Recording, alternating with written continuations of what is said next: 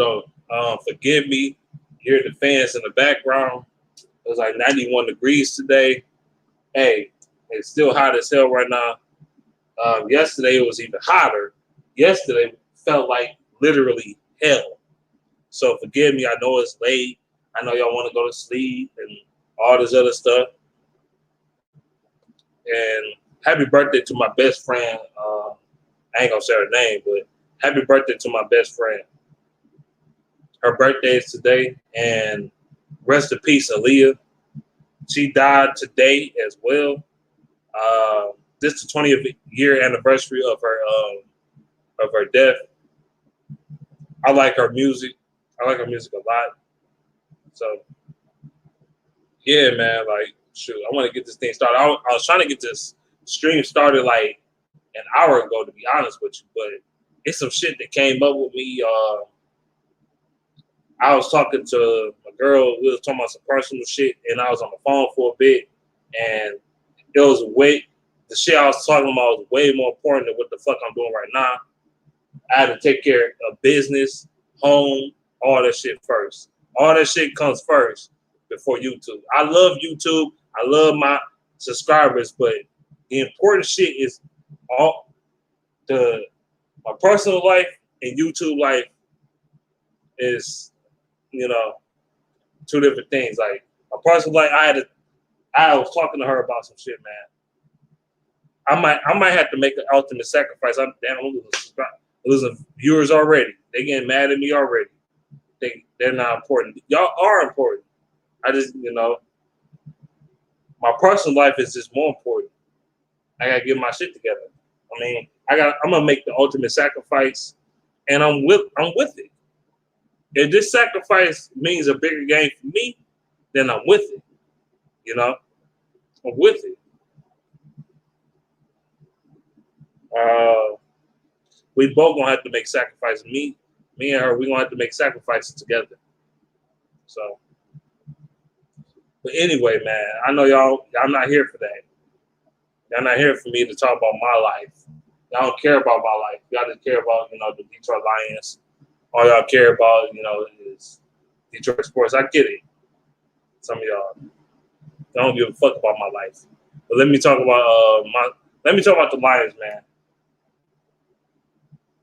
I don't know what should I talk about first. I guess I'll talk about my concerns and what I like. I'm gonna talk about what I like first and what my concerns is, and then Stafford or whatever.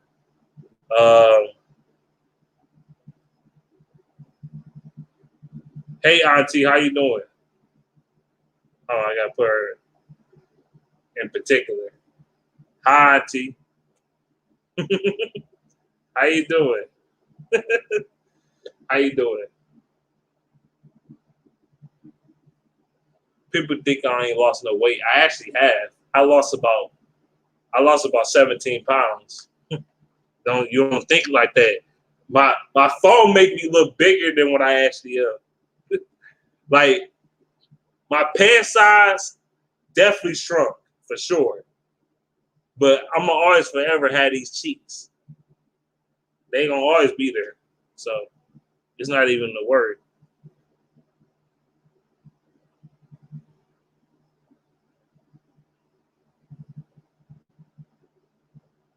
That's good. That's good. I actually was thinking about coming to see y'all this weekend, actually.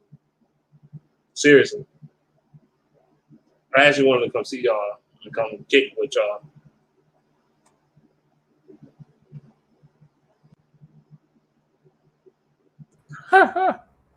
What up, dog? What up, man? Did you give this to me or you just had this on your thing? Oh, you just... I gave it to you and I was like, if you want to join in, you can. If you don't, it's cool too. I didn't see it. I didn't see the message. I ain't getting no messages. Oh, okay. I mean, I didn't mean to start the stream this late, but I was meant to start at 8:20. That's what my intentional time was. But yeah. I got into a conversation. I mean, I was talking about I had some important things to talk about. It was more important. It was way more important than this video, so I couldn't really get on here right away. So it was about real life stuff. So Yeah. Yeah, no. Yeah, I feel you. Whatever you're going through, man, I support you in doing the right thing and staying motivated, man. You know, them hard talks is always necessary, man. Oh yeah. Um, I'm in the middle of changing my channel over. I'm trying to I'm trying to build the Reacts channel, and then I'm just changing a lot of different things I do, and I want those things. The other things that I'm doing, I want the newer things. I want to build them in slowly. So I'm already using different background music. You see, I put that reaction video up. They ain't fucking with it yet. When they fuck with it, I found You a know it's way. crazy. What's up? Oh no, go ahead. Continue what you was gonna say. I'm not about to cut you off. So yeah, I was like, okay, because I don't want to wake up one day and my shit ain't there. But I know I want to incorporate the shit I watch with my YouTube. Like I watch microphone mic. I watch fucking not micro mic, microphone mic. I watch the what if shit. I watch the watch parties. I watch I watch reaction of shit. I watch prank shit. I watch all that shit. So I'm like, bro, this is the way to do it. And I was like, okay, so if I have a reaction channel, how do I stop the bullshit and it get deleted or some shit? I have to use a copyright thing, a copyright fair use act, put that in there, put that in the description as well. And the most I'm gonna get is a copyright claim and not a strike. Getting the strikes is what fuck you up. So I remember I got a strike for using a Jay-Z song. So then I looked up, I researched, just that music, that uncopyrighted music or copyright free music. They wasn't hitting. Then I was like, oh, it's live. I know it was live. Well, we definitely lied, though. But you good, man. I'm listening. I'm listening to you. So then I was like, you know what? My boy used to rap. I used to rap. This is way back like 2010. We would always go to that Piff and shit. We would always go to other shit. Why not put that shit in? Why not buy a beat? Bro, I bought a beat with a crazy sample, bro, to be the background music. I'm so excited, bro. I'm changing that. That whole channel gonna get a facelift. See, that channel right now is straight. It's all right. I like it. But at the end of the day, I'm trying to retool so motherfuckers be like, this what you know what? Everything King, you nice. It's nice sitting in your living room. Fucking, grid is nice being next to the green screen, micro mic. But this nigga got a party over here. I want that shit to feel like a party. I want that shit to you go to that channel, you're like, damn, this nigga you're like, whoa. I ain't even gonna lie. Like when I watch your channel, I feel like it's unique. It's like it's a little different. Yeah. Like I know people don't appreciate. Well, your subscribers is going up, though. It really is. You're gonna get to 1,000 by November, so I'm not even worried about you, dog. You got your stuff together, man. Like you real good at what you do. I ain't gonna hold you up. I appreciate you, man. And you're authentic. That's what I like about you. You're authentic. Yeah. I mean, I don't care how many subscribers you got, man. I'm gonna still root for you, though. I appreciate you, man. Cause you be saying like your videos, man. You videos was putting people on, bro. Like you made most of these dudes, right? I can cuss on your stuff, right? You made most of these, man. Like when speaking of guest hosts, before you say something else, guess who's on my stuff today that I haven't had on my stuff in a minute? What up, though, dog? It looks good. Shit, man. I'm listening to y'all, man. Yeah, what's up, man? I don't know you, bro, so it's good meeting you, bro. I'm Avery, bro. What's up, more than he's one LB. That's who it is, bro. Yeah, it's LB, dog. How you doing? Who's LB? Man? Yeah, it's him, man. I know if you went on YouTube 2018 or prior, you wouldn't know him. Or 2019, I should say. He was a Lions. He was a Lions, dude. Dude, he got like 2,000 plus subscribers, so he got a following, bro. Okay. I don't be on there no more. Like I don't be on doing YouTube like that no more, man. Yeah, no, I feel you, man. It turns into a job. Y'all, man, I ain't been up on my sports, so I'm just learning, sitting back, listening to y'all. That's all. Yeah, freaking. I'm gonna tell you, man. The Lions, man. This game they're about to play. It's about to be. They need to do something, bro. They need to really They need to do something, bro. Like for real. They need to show somebody something. You know what I'm saying? Not just the backups, but they need to show like something because we haven't seen nothing at all. We don't even know what they're doing for real. Like Tavai look terrible. Everybody look bad. I was gonna get into this, man. I didn't want to talk about the negative first. I want to talk about the positive, but I'm gonna talk about I'm gonna talk about it. Excuse me. Look, bro. Jeff Okudah, man, they bro. look. Bro. Jeff Okudah. They look awful. He made. Yes. Jeff Okudah made a couple plays. Yeah. April President and Aaron Glenn said that he did make a couple plays. I seen on tape. But this motherfucker was getting barbecue chicken in this bitch. He was getting that new motherfucker in the same sentence. So I'm like, bro, like, what the fuck? Like, they talk about, he defended a deep ball from Roethlisberger. Roethlisberger ain't got the arm he used to have. Are you serious, my nigga? If this is Roethlisberger 7-8 years ago, Okudah would have he wouldn't have a career. Like, it's over, bro. Like, Roethlisberger back in the day had a fucking spitting this shit. He had a fucking cannon, bro. This dude had a fucking cannon, bro. He did. Now? Hell no. He still became people with the pump fake. Hell yeah. Like, his arm ain't what it used to be because of the injury, honestly. Let's be real. He got that elbow injury. It really fucked his arm strength up. It really did. But, like, Roethlisberger used to have a bomb in this bitch. Like, Okudah wouldn't last this long. But I'm going to say this, though, before y'all say something. Darius Slay not being on his team really hurt Okudah right now. Man, dead ass. Dead fucking ass. Like, look, the shit that Darius Slay learned from Robert Mathis and Glover Quinn. Yes, the shit that he learned from them, he could have taught Okudah. You know what I'm saying? Because Slay struggled his first year. He did. He struggled. Darius Slay, if Darius Slay had Okudah, that should have been perfect. Because he could have taught him some shit. I know Okudah not as athletic as he is, but it's the mental things and the preparation, all that shit that it's fucking him up. It's fucking him up. Like, people not realize. I know Okudah was the third overall pick, so he supposed to have been balling anyway.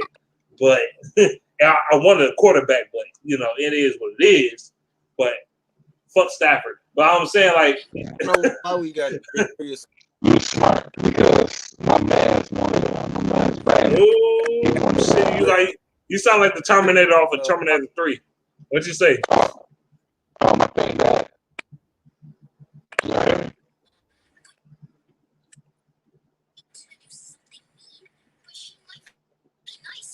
I'm about to mute you and unmute you. I can hear you perfectly fine, bro. My shit. Okay. Well, yeah, Fat Patricia and Bob Quinn messed up everything, man. I don't know why they got Darius Slay in the first place. I feel like it was.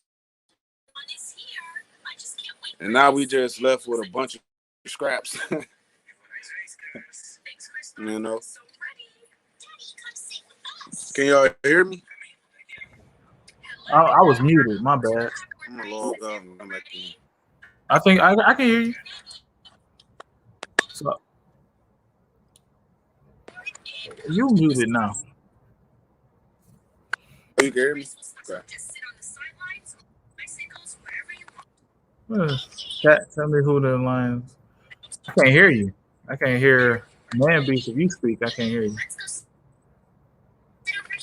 That's crazy. Man, I hate this. Man, that's crazy.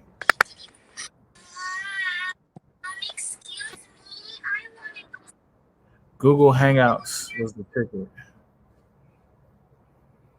I don't know, like this. I can't hear it. I can't hear you.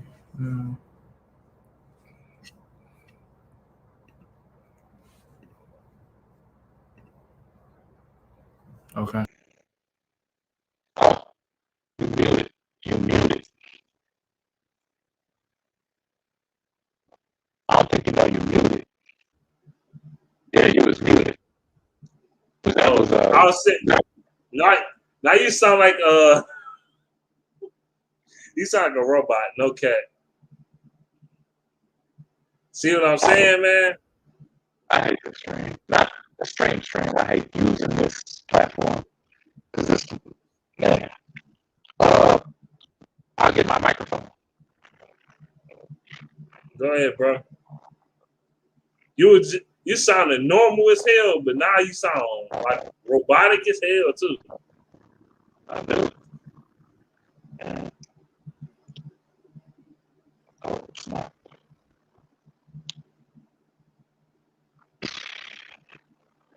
I don't got my adapter. You say you got your adapter, but you still sound robotic.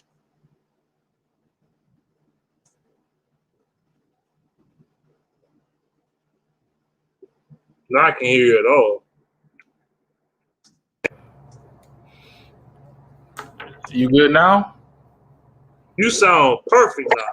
Now I can hear you how you actually sound now. Like, what the fuck is this shit? Yeah, man, bro. I was gonna tell your man's like me and my man's Brandon was different on that third pick in the draft. I thought getting a quarterback was cool. I like Justin Herbert at 3, but I knew they wasn't gonna do that. So just trade down and get more picks. Y'all could keep getting picks. Y'all could pick at 15, and he gonna be there. That's what I believed. And you know, like you said, Darius Slay not being here really affected the team.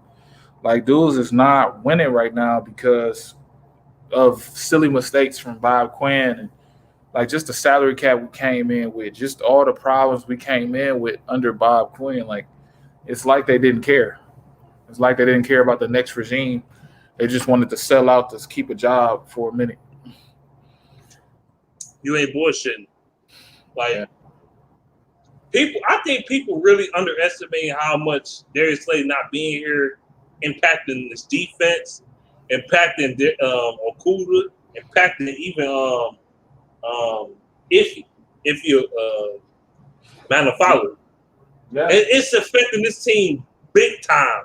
People is just overlooking this shit. Like, wow, like it's crazy though. If Slay was here, Okuda would have played a little bit better than he is, right? I mean, I'm not saying Okuda gonna be a bust, but he looking trash right now. I ain't gonna cat. But bro, he didn't get his shit together.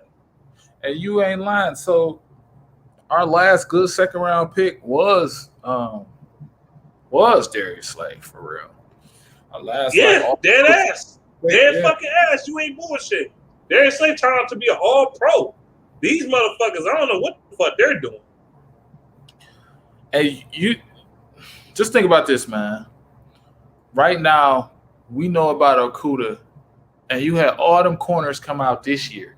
And you had, so if you went and drafted a Justin Herbert and had a quarterback of the future, then you could trade Stafford, still get the 2 picks that you needed. And then all them corners that came out, Okuda is like the 5th best corner if he came out in this draft. He wouldn't. He not better than Harley. He not better than. Oh, bro, there was. I kept up with a couple of the draft picks I wanted. Elijah Molden was his name. I think I was talking to you on a stream about the nickel cornerback, Elijah Molden, who could play safety. Tennessee using the hell out of him, bro. They killing it. And I got it on digital copy that I wanted Elijah Molden. I got it on your stream. I got it on Gridiron stream. I got it on Micro Mike. I wanted Elijah. I got it on my page. Elijah Moda was the first person I covered. Dude killing. Farley killing. Tennessee locking people down. It's a shame, bro. And I know he couldn't even. Okuda would be right there with Asante Samuel Jr. if he came out in this draft. And that's like the 5th best corner in the draft. He would be right crazy? there. You know what's crazy? I wanted Asante Samuel Jr. so fucking bad, bro. I wanted him bad, bro, in the 2nd round. We didn't get him. Like, it's just the intangible things about him. He just get picks like his daddy. That's the funny thing. He get picks like his daddy. His daddy used to get interceptions like it ain't shit. Remember one year his daddy led the NFL in interceptions? He had like 10 or 11 or some shit. Yeah, 11 interceptions, yeah. And was killing. And was didn't ask for a release. Got paid higher. Man, come on, man. Dude, even when he was old, he was killing. Like, to me, it hurts because Okuda, if you look at him, he's 6'1". He the height you want. He got the weight you want. What the fuck? Right. He came out of Ohio State. They got corners. They got some corners coming out of there. Came out of a good school. Everybody was fooled, bro. I wasn't fooled. But most people, like, you know what I'm saying, a casual fan, they was like, yeah, Okuda the one, bro. No, he's not. No cat. My man's introduced me to my man's brand. He was like, this gonna be our next corner. I'm like, what you talking about? Avery, this the dude, bro. And I'm like, I'm not impressed. I seen his highlights. I'm like, I'm not impressed, bro. He just do the same little thing where he like undercut the route, acting like he, beat and then catch up with his agility. It's like he's not even smart. It's not. He just baiting people. That's all he doing. He a nickel corner at best. You have Melifonwu. You have, used to have Dunbar. He is right there in the middle to me. He is not cold like that. Okuda, no cap. I was a fan of his, but I was like, okay. Some part of me thought of like, okay, maybe he drafted in the top 5 because Chase Young is getting drafted in the top 5. But Chase Young is a fucking monster. He's showing you he even got better. He got fucking better. Like dog, with the Reds, with the fucking football team, these bitches went to the playoffs. They didn't. Yeah, the only reason why they didn't win the division, but that division was trash. But they almost beat the Lions for real. Yeah, they should have. They should have beat the Lions. You got the motherfucking they almost beat the fucking Bucks, nigga. The Bucks, the Super Bowl champions. They almost beat their ass. What the fuck is we talking about here? Like they had a top 10 defense. What? You talking about the Lions? Who I'm talking about Who almost beat the Bucks? The Rams? Fucking football the football team. The football team, bro. Out of any team in the playoffs that played the Bucks this year, no team gave them more hell than the fucking football team. No team. Not the Chiefs, not the motherfucking Packers. None of them gave them more hell than the motherfucking football team. That football team, the problem with them was they didn't have a real quarterback. The quarterback, the backup was all right. They didn't have. Let's be honest. They didn't have no real running game. They had a real structure. They didn't have no structure, basically. Yeah. And they young as hell. That's why they didn't win. Yeah. There he is. He back. Yeah, I'm just listening to y'all, man, about the Lions. I ain't even been keeping up with them. I've been on the Pistons side of things, but I'm listening to you guys. So I'm just on here listening to shit because I ain't been on here in a minute. Showing my man some love. Yeah. Okay. You know what, man? I'm gonna tell you something, man. I'm gonna subscribe to you right now. I definitely love to see your stuff and work with you on some stuff. I'm gonna have to go back to my old stuff, man. I ain't really my newer stuff because I ain't been doing videos in so long. I ain't really got that many views on those. But just to get a little feel for me, you have to watch some of my old stuff and shit. Get a feel for me. I'm gonna be back on here. Man. I'm gonna be back on here once the season and shit start. Get back in the mix of things. Yeah. Yeah, because I just try to, show love, show respect to everybody been doing it. Nah, With the exclusion of those with AVG. I'm saying it Yeah. right. Okay, Yeah. okay. Good looking, my baby. You from Yeah, the no city? problem. Yeah. Okay. Yeah. Right off the west side of Chicago. It was, yeah. Where let's go? You over there on Morris, man. You over there his way. I'm east Oh side, man, baby. really? You gonna I'm put his east side, government baby, out there man. like that? We done went to we done linked up before, me and Morris and shit. Okay. Matter of fact, I still got our picture right here. Bam, right there. Oh There's wow. me, you, and Chase right there. Me, you, and Chase right there. That's awesome. Man, we go way back. This ain't no fucking. Oh, we just met up. No, me and LB go back, bro. Just to give you some insight, back in like 2014, 15 and shit, we used to have this motherfucker rocking, man. We used to have YouTube slapping on the Detroit side, man. We held it down. No, yeah. I think I was telling him right before you got on, like I was telling him, like when I met Everything King, this is before I had my channel, this is like 2018. 2018, I like just came back from like basic training, and it was like the training camp, and I went there, and I see Everything King. I'm like, oh man, wow, man, shit. Starstruck and shit. And I swear to God, he was like, I was like, man, I was like, what you doing here, man? Oh, I'm waiting on Man Beast Morris, man. I was like, who's that? And he was like, yeah, he got me into this, man. Man Beast Morris, man. I'm like, okay. And then the same day I met him, and I was watching all the videos, man. Like I did like research. I'm talking about I watched his rants, I watched this, I watched that. I'm like, this dude really be going off telling them what's going on. And I think at that time I was only really watching, I didn't know there was anybody else. I was only watching Motor City at the time. So, at that time I was only watching Motor City because he was available to me. You understand what I'm saying? It wasn't like I was, you know what I'm saying? I had seen Everything King because it came up in my mention, but there was no one else. It was like them two only. I was like, oh man. So once I got a hold of somebody that was talking that real shit, kind of put, now I put other people away. So he was really he be snapping on his team, and I like it. Not Mobby be snapping, but Mobby be snapping. He'd be like, you can't talk to him afterwards. He be snapping. He like, damn, this dude really got a point. Right.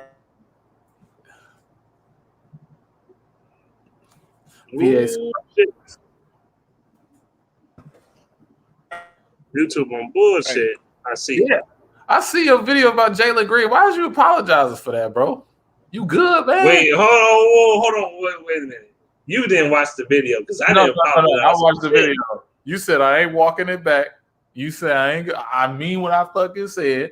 And I'm like, bro, you don't have to say it. You don't have, bro. I know, but it's not that I made the video. It's the principle of the shit.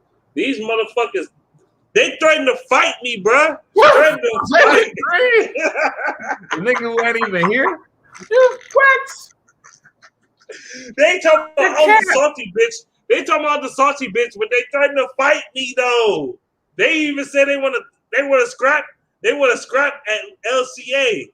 These dudes talking about they want to scrap me at LCA, bro. LB. I wish LB hear this shit, though. LB, you gotta hear this shit, though.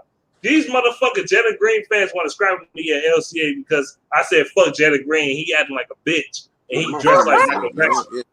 It's my. That shit was funny, man. They want to fight, dog. I'm like, man, I'll beat your ass, dog. You don't want no problems. And you better hope me, LB, and Dante don't be in presence. We gonna knock y'all niggas out. Bear with me, man. Oh, you good, bro? I'm like, you better hope me, Dante, and LB don't be in presence at the same goddamn time. Jalen Green rides the toilet backwards. I'm knocking like 3 niggas out on my own, nigga. Like, stop playing with me, bro. Stop playing games with me. I ain't no bitch. I'm not trying to be an internet thug and all that shit because I really do knock niggas out. But I'm having a hard time. Like, so he did the little thing where he, I'm coming with the came on the city. You said what? He came on the city, right? And then he like went for the city. And then, you know, I thought everybody was on the like mindset, oh, well, fuck this dude, you know. Come on, we got the better player, we got the team dude, we got the Cade Cunningham has a complete game, you know. We just got a solid, you know, athlete out of the draft, not just a dude who's gonna score. And crazy thing about it was there was people that still wanted Jalen Green.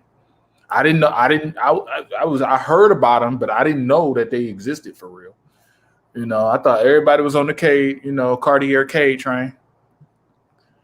And from, you know, just to hear the cap in people's voices when they say, well, Green's going to be a better shooter. Like, you side with the side that don't fuck with you. You side with the media. You sided with, when you think Jalen Green, he like, it's like the Lakers versus the 04 Pistons. Cade is the 04 Pistons. Cade is literally the embodiment of an all-around player.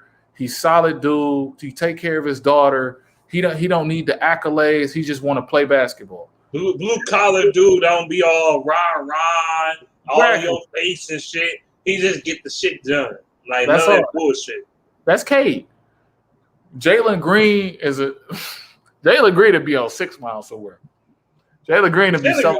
Jalen Green couldn't survive on 6 Mile. He'll get his ass beat. They'll sock his ass, knock his ass out, and cut his fucking curly ass hair off. He had the shiny stupid shit. I'm like, this dude. Man, they'll rip them little shiny ass. Man, some of y'all motherfuckers that hating on me, y'all don't know how it's like to be in the real Detroit. I ain't talking about fucking Livonia, motherfucker. I ain't talking about Novi. I'm not talking about Holland, Michigan. I'm not talking about motherfucking Lake Orion or Bloomfield Hills. I'm talking about the real Detroit. If Jalen Green come to Detroit with that bullshit and said the shit he said, he would not survive. They will rip his fucking Michael Jackson Thriller cover album looking ass, rip the clothes off, beat his ass, left his ass on the corner. Look what the doppelganger said. He said all he had to say was he didn't want to play for the Pistons. I'm not even that. How about this? I'm just happy to be in Houston. It's really cool here. That's all you gotta say, bro. You ain't gotta like right. Why you gotta put us down? You ain't gotta put us down. Put us down to big them up. Like you lame, bro. So I think he got hurt after that. His hamstring got hurt. So it's already looking. Karma. It's karma. Yeah. It's already looking kind of bad. Cause Cade don't say nothing. Cade just shoot the bat. Bro, I was watching a video of Cade when he was in elementary school playing the same way. Middle school playing the same way. It was just, I think Pistons Live put it up. I'm like, this dude was doing this shit in 6th grade. He's like, dude, this dude. So, and going against dudes that was like high flying and shit, and he just putting up points. He's just a role player at that point. I'm like, Cade is Motor City, baby. Cade is just trying to win games. That's all. He's not trying to do. He ain't trying to do all the extra bullshit. Like I said, you put Jalen Green on Plymouth and Greenfield. You put in my hood. Put him in my hood. Put that motherfucker. Put him in motherfucking Brightmo saying this bullshit. Put him in motherfucker. Put him on the west side like Dexter. Put him on. Man, he'll get his ass beat, nigga. He'll beat the fuck out of Jalen Green, nigga. I don't give a fuck. He'll beat his ass. I swear to God, he'll beat his ass. Y'all talking about you mad because he talk shit about Detroit, ain't nothing to do there. Jalen Green, these motherfuckers in the hood, bro. To me, if Jalen Green is after 4 or 5 years, whenever he become a free agent, I think it's a 4-year contract. Jalen Green gonna probably try to get a supermax with like LA. He the type, even if we drafted him, let's say in an alternate universe we drafted him. Yeah. he would leave Detroit just based off it. Just like, oh yeah, I'm going to LA. He would just do that shit. Like just to be a star. That's how his mentality is. You got to be seen. Cade, he'll stay in Detroit, bro. Cause he look up, there's championships. He look up, not saying Houston don't have any, I'm just saying he look up, there's championships that are recent in the 2000s. He look up, there's you got Chauncey Billups, you got Isaiah. All these people come back, all these people stay around. You know what I'm saying? All these people, like, you know what I'm saying, Rick Mahorn, all these people live and stay in the city and they embrace the city. So him being here for 4 years and actually liking the city, and then the history of the team, then if the team is like 1 or 2 years away, Cato make this a career, bro. You want to draft players and retain them.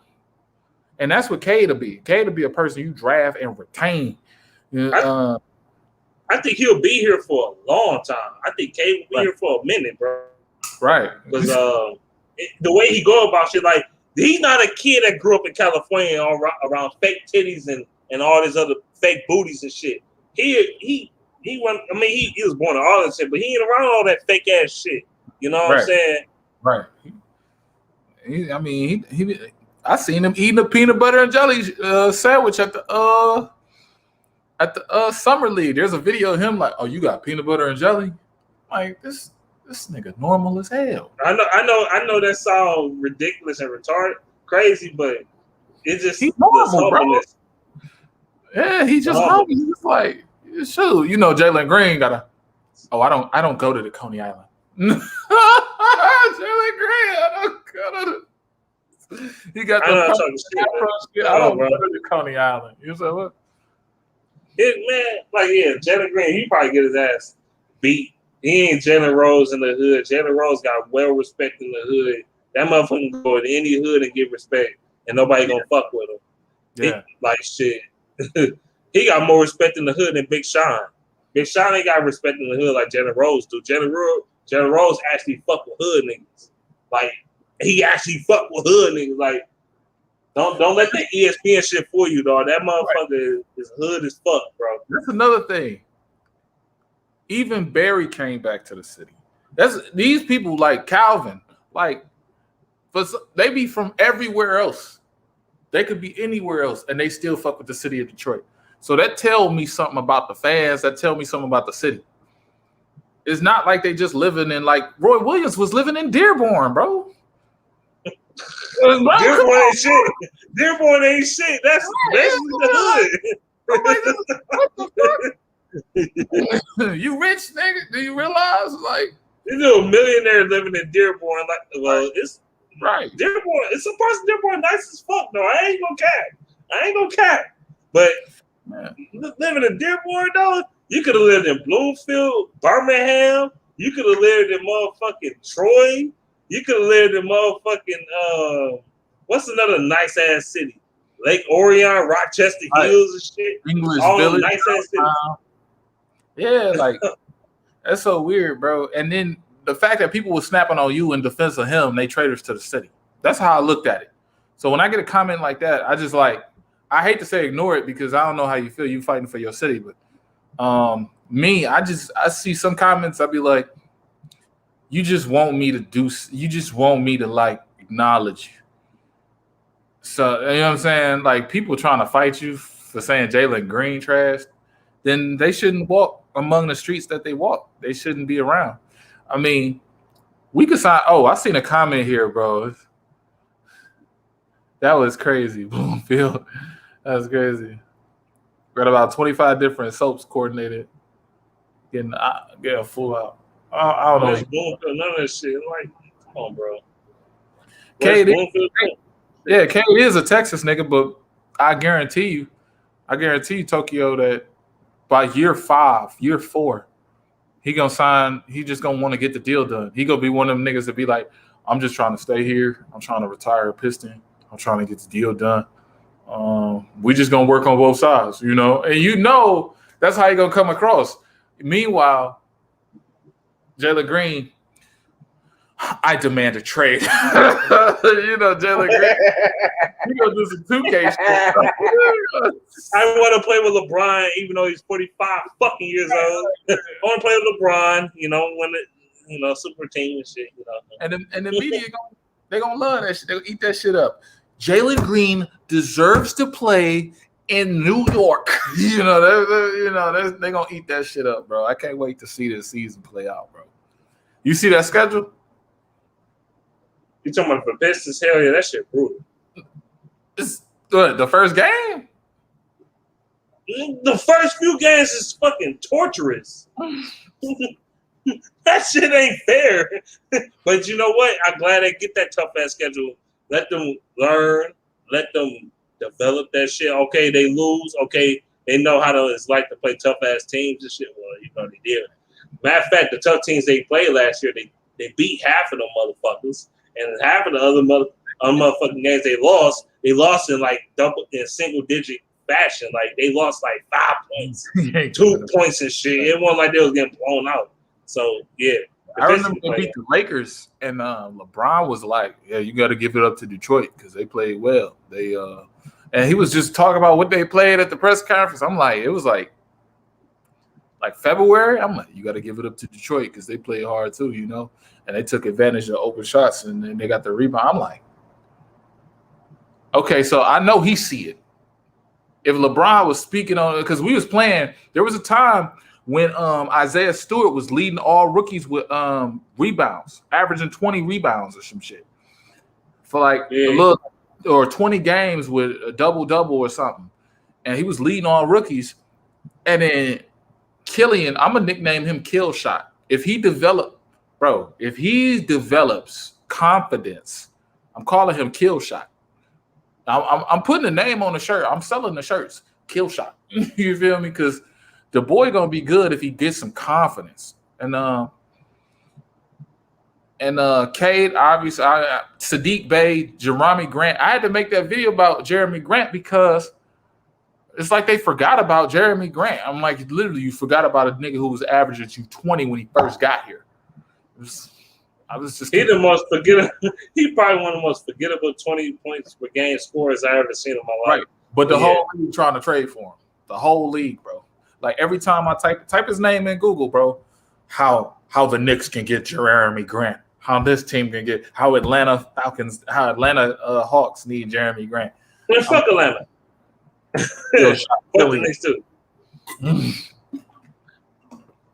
Yeah, I'm like, man, we just over here like, oh yeah, it's K's team.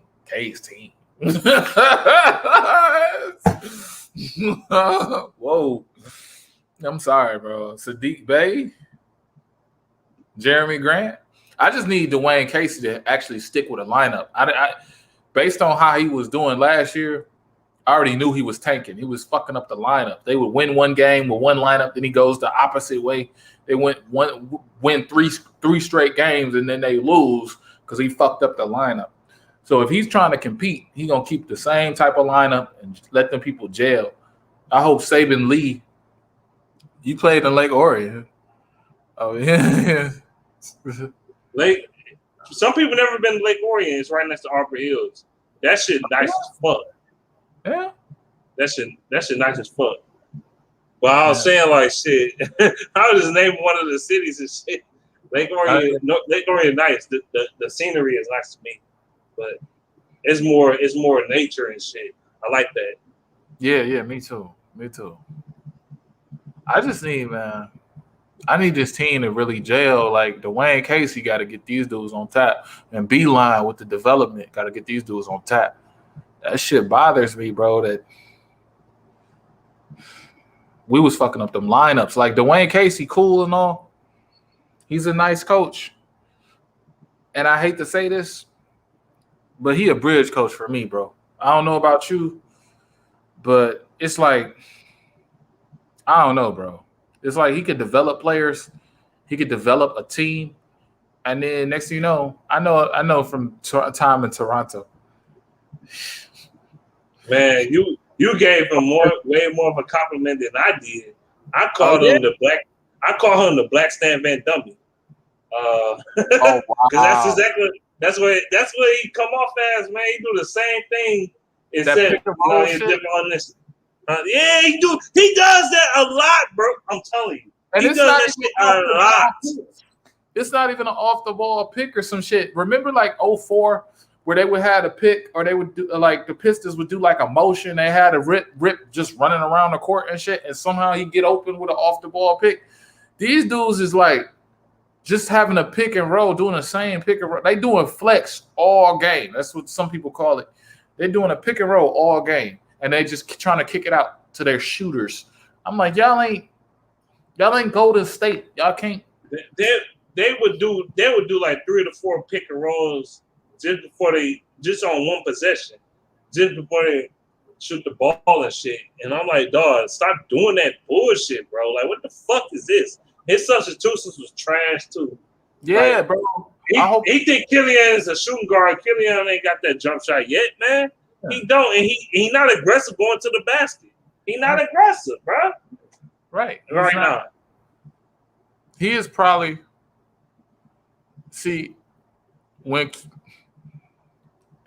to me, he remind me of, I'm gonna say Rodney Stuckey, bro. A person who can play defense, can't shoot.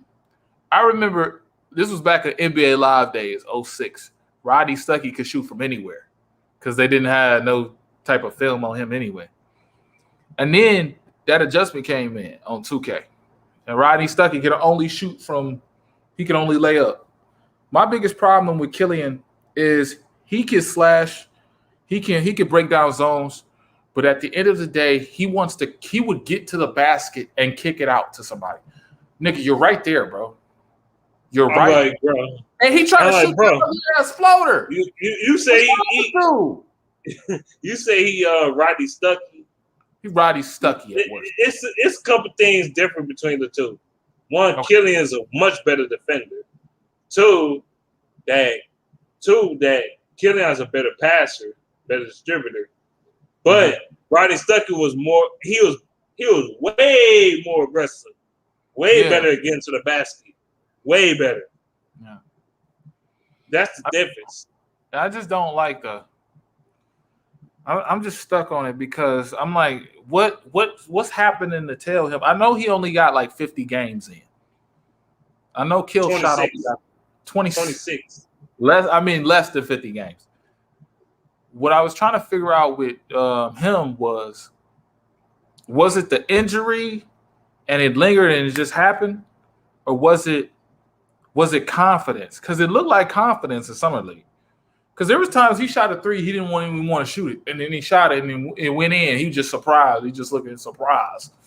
I'm like, that's my problem with him. Like, stop trying to be so worried about what the coach is gonna fucking say, bro. Like, shoot that bitch. Stop being so scared. Like, go to the fucking hole. If you missed the 3, live with it and just forget about it and go about the next play. If you go to the hole, go to the fucking hole. Killian would be so much fucking better if he just go to the fucking basket.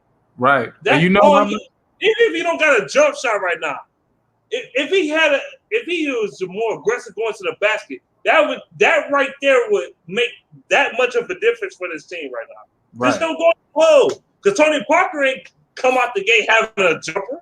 He didn't come out the gate. It took him years to get that shit. Right. And he got one thing he got to do next offseason, he got to reach out to the greats. You got to reach out because Sadiq Bey came back with some Sadiq Bey in Summer League looked like he ain't even supposed to be in no Summer League. He came back with different post moves. He came back off the block, off the dribble with different type of moves. Like he was looking like a video game or some shit. He did a fadeaway back off the foot. What the fuck? And shot and got it. I mean, you could tell like he took tutelage from like LeBron or whoever was there. And he was like, all right, I'm going to practice this. You know, Sadiq Bey came back from the Olympics smarter, better, stronger. You know what I'm saying? More confident. Jeremy Grant ain't going to no Summer League. We already know. We ain't putting no Jeremy Grant in no Summer League. But, man, he 27. Come on, stop. Right. And we know he about to be cold anyway. We know he about to feed off everything going on. and Olenek the same way, about to feed off everything going on. Those young dudes that's in summer league now, to me, if it's not Cade and Garza, Saban Lee is the real point guard for the team. If it's not if it's not Cade and Garza, if it's not Killian, Saban Lee. Saban Lee was attacking the basket. He wasn't getting beat on too many screens. But he was just aggressive, and I really liked the way he moved with the ball. I really liked the way he commanded the offense. Now, he need to get better. He did have like 7 turnovers at one game. But I like Saban Lee's game so much because it's just so much more aggressive. And I like it. Yeah, because Killian, bro, I love Killian. I put some respect on his name. But Halliburton was the pick. I know the shot funny. I know that. Halliburton was the pick, bro. I don't give a fuck about a shot being funny. Really, bro. He remind me of Ish Smith. Oh yeah, that's what they said. That's what they compare him to. Ish Smith, like they're around the same size. Ish Smith was about 6 foot, 6'1". You know, they about the same size. I mean, what? Yeah. What's the name? Saban Lee about 6'1", 6'2". They about the same size. But shit, the only difference is with Saban Lee. Saban Lee, he more athletic. And they about the same. I think Saban Lee a little bit better defensively, but I don't know, man. What's your take on it, my bro? Huh? Bro, what's your take on it, bro? On what? On the Pistons right now and Killian. Yeah. To be honest with you, I mean, we got to give Killian Hayes a little more time before we can really know what he's going to be in the NBA. As of right now, though, if you ask me what's my opinion on him right now, I think he's trash. I'm just gonna be completely honest. Right now, he's not aggressive. So he's not aggressive to me. He's not aggressive. I'm just being honest. He's not aggressive. Yeah. It seems like he hesitates to take shots. Yeah. Pass the ball. We know this. I heard some talks with Kay Cunningham. He was saying something about he wanted to focus in on being a defensive stopper. I mean, I like that. Well, bro, we need some offense from you too, man. He be stalling out there. He just be standing in the corner, you know what I'm saying? Backing up bullshit shots. Right. But as of right now, I really don't like Killian Hayes right now. But I'm going to give him some time. Before I bash him. Hey, you know what's funny? I'm not just going to throw him under the bus. I'm going to give him some time. He looked up to Tony Parker. He looked up to Tony Parker, right? He modeled his whole game off of Tony Parker. And that's where he tried to develop a floater from, that little bullshit ass floater he put up. Tony Parker wasn't afraid. Tony Parker, hell no. Well, I don't want to say he played hard. He played the pick and roll with like fight in his eyes. Look at Dwayne Wade, 06. Dwayne Wade was doing that pick and roll, going to the basket. He just would throw some shit up just to get to the foul line. At least do that, bro. At least get to the foul line and hit 10 shots. Before you say something, I have never, and I mean never, seen a point guard go to the hole the way Tony Parker does. And Killian don't do that. He don't do that shit at all, bro. Like, Tony Parker is probably the greatest layup shooter I ever fucking seen, bro. This motherfucker will go to the hole, and his layups would be unstoppable. Watch that 07 series against Cleveland. He was clowning their ass. Every time he touched the ball, he went to the fucking hole and killed their shit. That's why he won Finals MVP. He fucking killed their shit. Why is Killian not doing that? And Killian is bigger than Tony. He's bigger than Tony. That's the funny part. Speak up, bro. Yeah. Did he freeze? What happened to Killian Hayes was Kay Cunningham, man. Oh, yeah. What happened to him, bro. Because it takes some of the pressure off him. That backcourt gonna be crazy. Some of the pressure off him. I ain't gonna lie. I'm way more excited for the Pistons season than the Lions season, bro. Oh yeah. I'm not gonna lie. Same here. The Lions. This is the first time I can ever. It's gonna be a bad. This is the first time I can say that in years, man. I'm actually more excited for the Pistons than the Lions, bro. Man. The Lions, man. I can talk about. I'm gonna talk about them. I'm gonna get back to them in a minute, bro. I'm gonna get back to their ass. But yeah, man, the Pistons, man. I want to see them. I see a question in the chat about Isaiah Stewart, man. I'm fucking with that, bro. No I'm hope, fucking with that lineup, bro. I just see it coming. What you say, bro? He said it coming, and then it went out. Oh, Isaiah Stewart, man. He probably under the. He probably got bad reception. Remind me of Ben Wallace, man. Oh yeah, Isaiah Stewart, the dog, bro. He a dog, bro.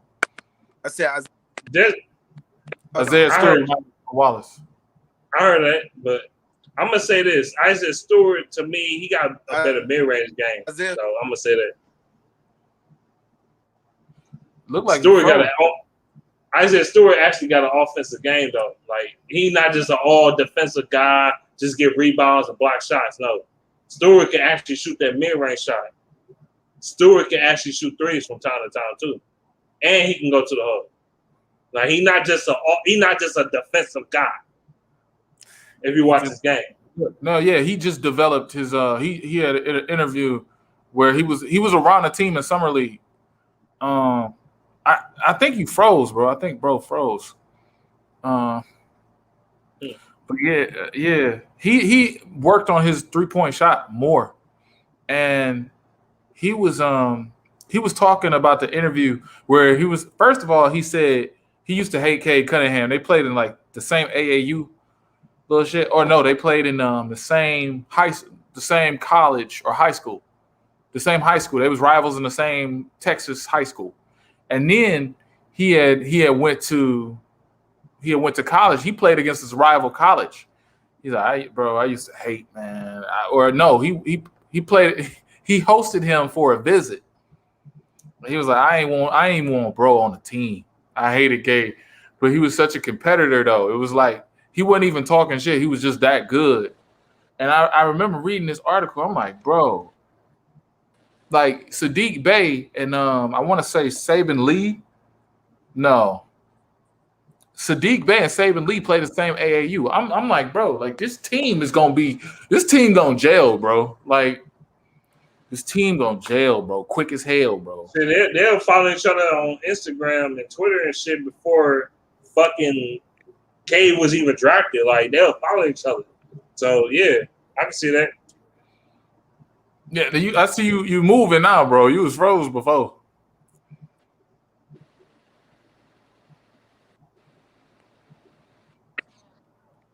You freezing again? Man, I got to give me a laptop, man. My iPhone is acting real weak right now, man. Oh yeah. So, just say stop Cam. Give me a laptop, man. I'm about to buy me a laptop. It'd be better. Yeah, I gotta pick up another Mac computer, like a Generation 2, like one of them big old desktops, like not the big old ones, like the flat ones, because those had the better iMovie. They had the better GarageBand and shit. They had the better, and these new ones that all that shit confusing now, and yeah, But you gotta tell me what you think of Isaiah Stewart, bro, because he is a young Ben Wallace, bro. Just everything about him, bro.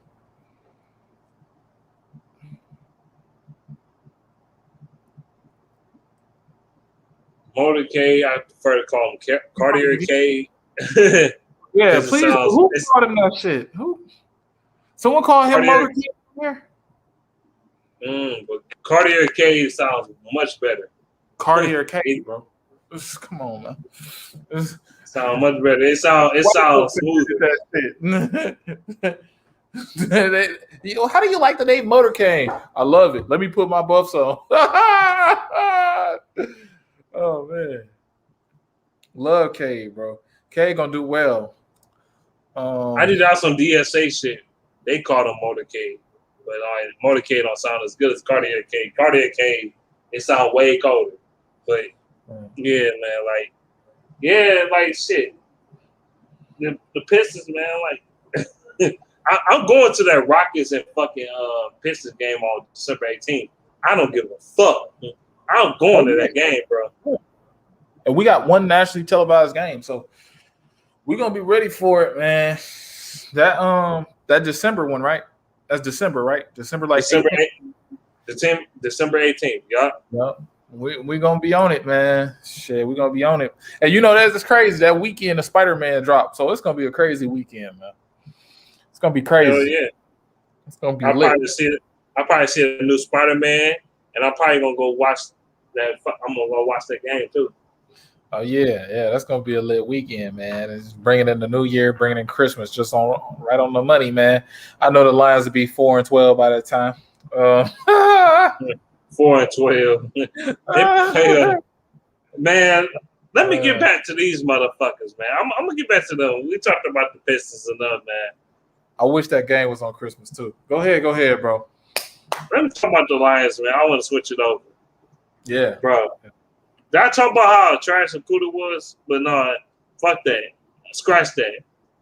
You know how Tavai was? I know Tavai's your boy and all that shit. What the fuck? What you talking about? You said you talking about Tavai can revitalize his career, and he might not be as bad as you think. I remember that video. And I was like, man, I remember telling you, this dude is trash, bro. He is garbage. He is straight garbage. You gotta hold me accountable.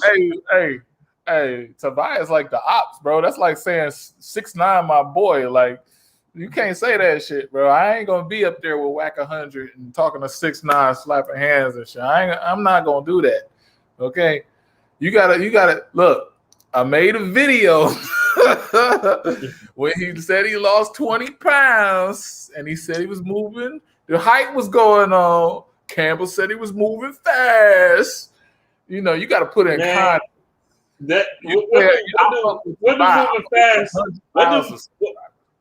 What does moving fast mean for Dan Campbell? Dan Campbell would slow his damn self. But shit, he don't know what moving fast looks like. But what I'm saying is shit, like Tavai, he lost like 17, 20 pounds. So I don't care. He was trash. Like he trash. I said he was trash last year. I remember I was talking to Luke G on his video said Tavai is trash. He was like, "Why you think he trash?" And I explained every reason why. Like he garbage. I'm like, man, and people say I'm negative and I'm wrong and let him develop and all this other bullshit. I'm like, man. Y'all love holding on to fucking bums. Y'all wanted to hold on to T's Tabor. If I didn't rant as much as I did on T's Tabor, if I didn't rant as much as I did on Amir Abdullah, they'd probably still be in fucking Detroit. Let's be 100, nigga. Because them motherfuckers was trash, nigga. Oh, man. What you talking about? Trash, dog. They was horrible. Oh. What? Campbell gonna be tested with this Tavai shit, bro. Because I did say in one of my videos, you're going to have 17 rookies on this team. And I believe that. You're going to have 17 rookies on this team. You've been talking about competition. Dan Campbell been talking about competition and nobody's guaranteed a roster spot. If you keep Tavai, you literally slap everything you said in your face. You got Barnes playing better than him. You got Tavon Beckett playing better than him. Sean Dion Hamilton, that first preseason game, was actually making tackles. Tavai didn't do nothing that first preseason game. He was just and in last game against the Steelers, he was missing. So, I seen the fucking tape. He was missing tackles like a motherfucker. Missing tackles, motherfucking misreading his assignments and shit and coverage. He was just looking lost, bro. He made that dude Balaj. First of all, I already knew about Balaj when he was on Indianapolis. I thought he was a solid running back. He was like solid. Like solid to me is like you have a starting running back in the NFL, a reliable running back in the NFL, a feature back. You know, you have like 3 tiers. And he was just right here to me. He wasn't moving up the chart too much. To me, right here is a Swift. To me, right here is an AP in 06. To me, right here is like you got to be, you everything. You talking about I think I know. I remember one of him in the draft. He came out of Arizona State. You talking about that running back, right? Right. No, the running back that Pittsburgh had. Is it Kellen Balazs? Yeah, Balazs. He came out of Arizona State. Yeah. I know he a bigger back, but he made that dude look like AP. He made that dude look like a healthy Darren McFadden, especially on them play with the where he was on this crossing pattern or this post pattern. He just juked, faked the defender. It's a 4-yard pass. He catches it. It's a 20-yard gain. How the fuck does that happen? How the fuck? And then you're seeing him run at you and then cut. So you know where the ball is going because you're not on him. So you chasing him down, and then like it's ridiculous, bro. And then there was a tackle. He missed it. He had the clear angle, and that person like just went up the sideline, just started running. Like it's no excuse. Like, he was missing. Like I said, he was missing tackles. He didn't know what the fuck he was doing to cover 2. It was just fucking terrible. I'm like, what is we watching, dog? Like, god damn. I seen the tape, dog. I'm like, fuck the highlights. I seen the tape. I showed the highlights last week, but I was showing the good highlights on the Steelers. Remember when I was showing that shit? But I seen the actual game. He was terrible. Right. I'm like, bro.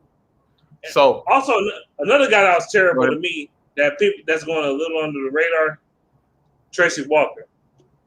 Terrible. Tracy Walker ain't doing nothing, bro. He ain't doing nothing. He's not really doing it. He doesn't flash any plays. It's like he a roster spot just walking around. And I'm not gonna get all hyped up about AJ Parker or Bobby. I want to say Bobby Lane for some reason. Number 47, Bobby something, Bobby Price. These motherfuckers is trash. You cannot say AJ Parker played a great game. I'm seeing all these people. AJ Parker is winning the slot job. What are you talking about? Y'all anoint people who make bad. He made good plays off bad decisions from Pittsburgh. You know, he didn't have no interceptions. He didn't have no takeaways. He didn't pat the ball down. They dropped the ball. Or he just tackled in open field. That's all he was there for. And 21 wasn't doing shit at all. So Walker. That's Walker. Yeah, Walker wasn't doing shit at all. And I'm saying, like, I was thinking earlier when I was at work, I was like, should they put Tracy Walker at corner instead of safety, bro? Damn. Because no, I'm serious because he played that shit in college. He played a little nickel corner when fat ass Patricia was here too. Like East Warren said, I'm very excited for the Pistons. The Lions is gonna be a long season, and I'm not impressed with Goff. I'm not impressed at all. Goff ain't doing enough for me to be impressed. What, 6-7 passes? Who gives a fuck? Okay, right. I don't give a fuck about that. He ain't playing a second game. If Goff played maybe a quarter, okay, fuck it. You know what I'm saying?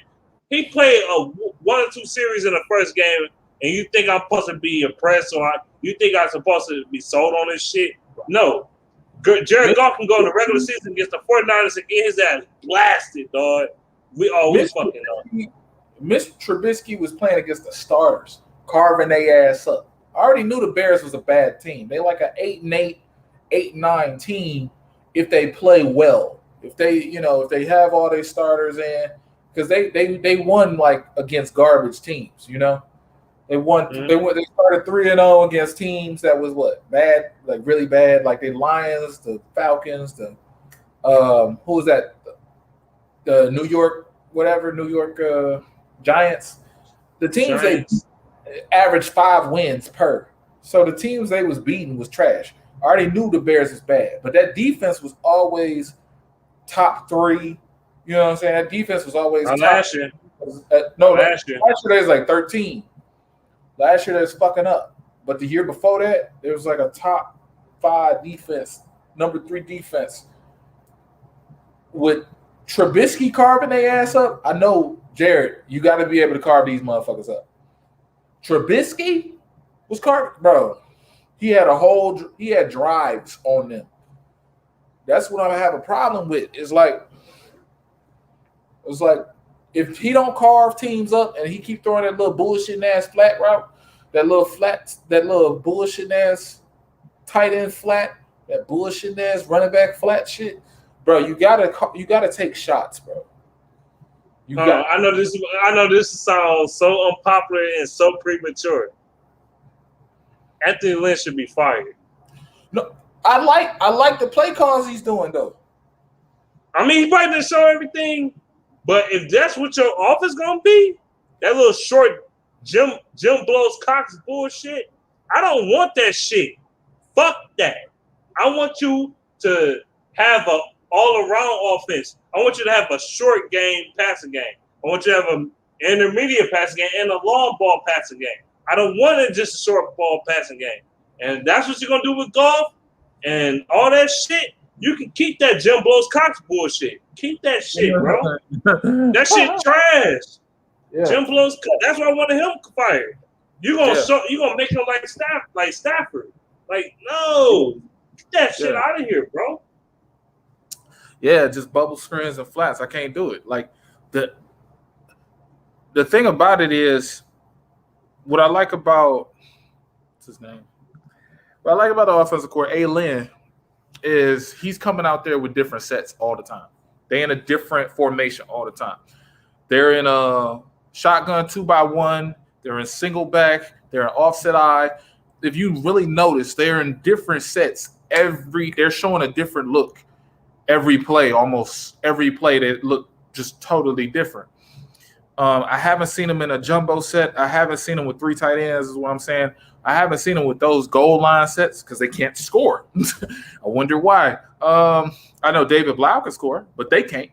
For me, I like the diversity you're doing because Goff is really a shotgun quarterback. But to put him to have him be effective with a 5-step drop and play action pass and doing different things, because primarily the Rams had him in shotgun no matter what. I don't know what other people saw, but he was rarely under center. He was actually in shotgun like 80%, 90% of the time. So I like what he's doing with him and there. But as far as this dink and dunk shit, I think that falls on the quarterback. And I think this motherfucker got to take shots, man.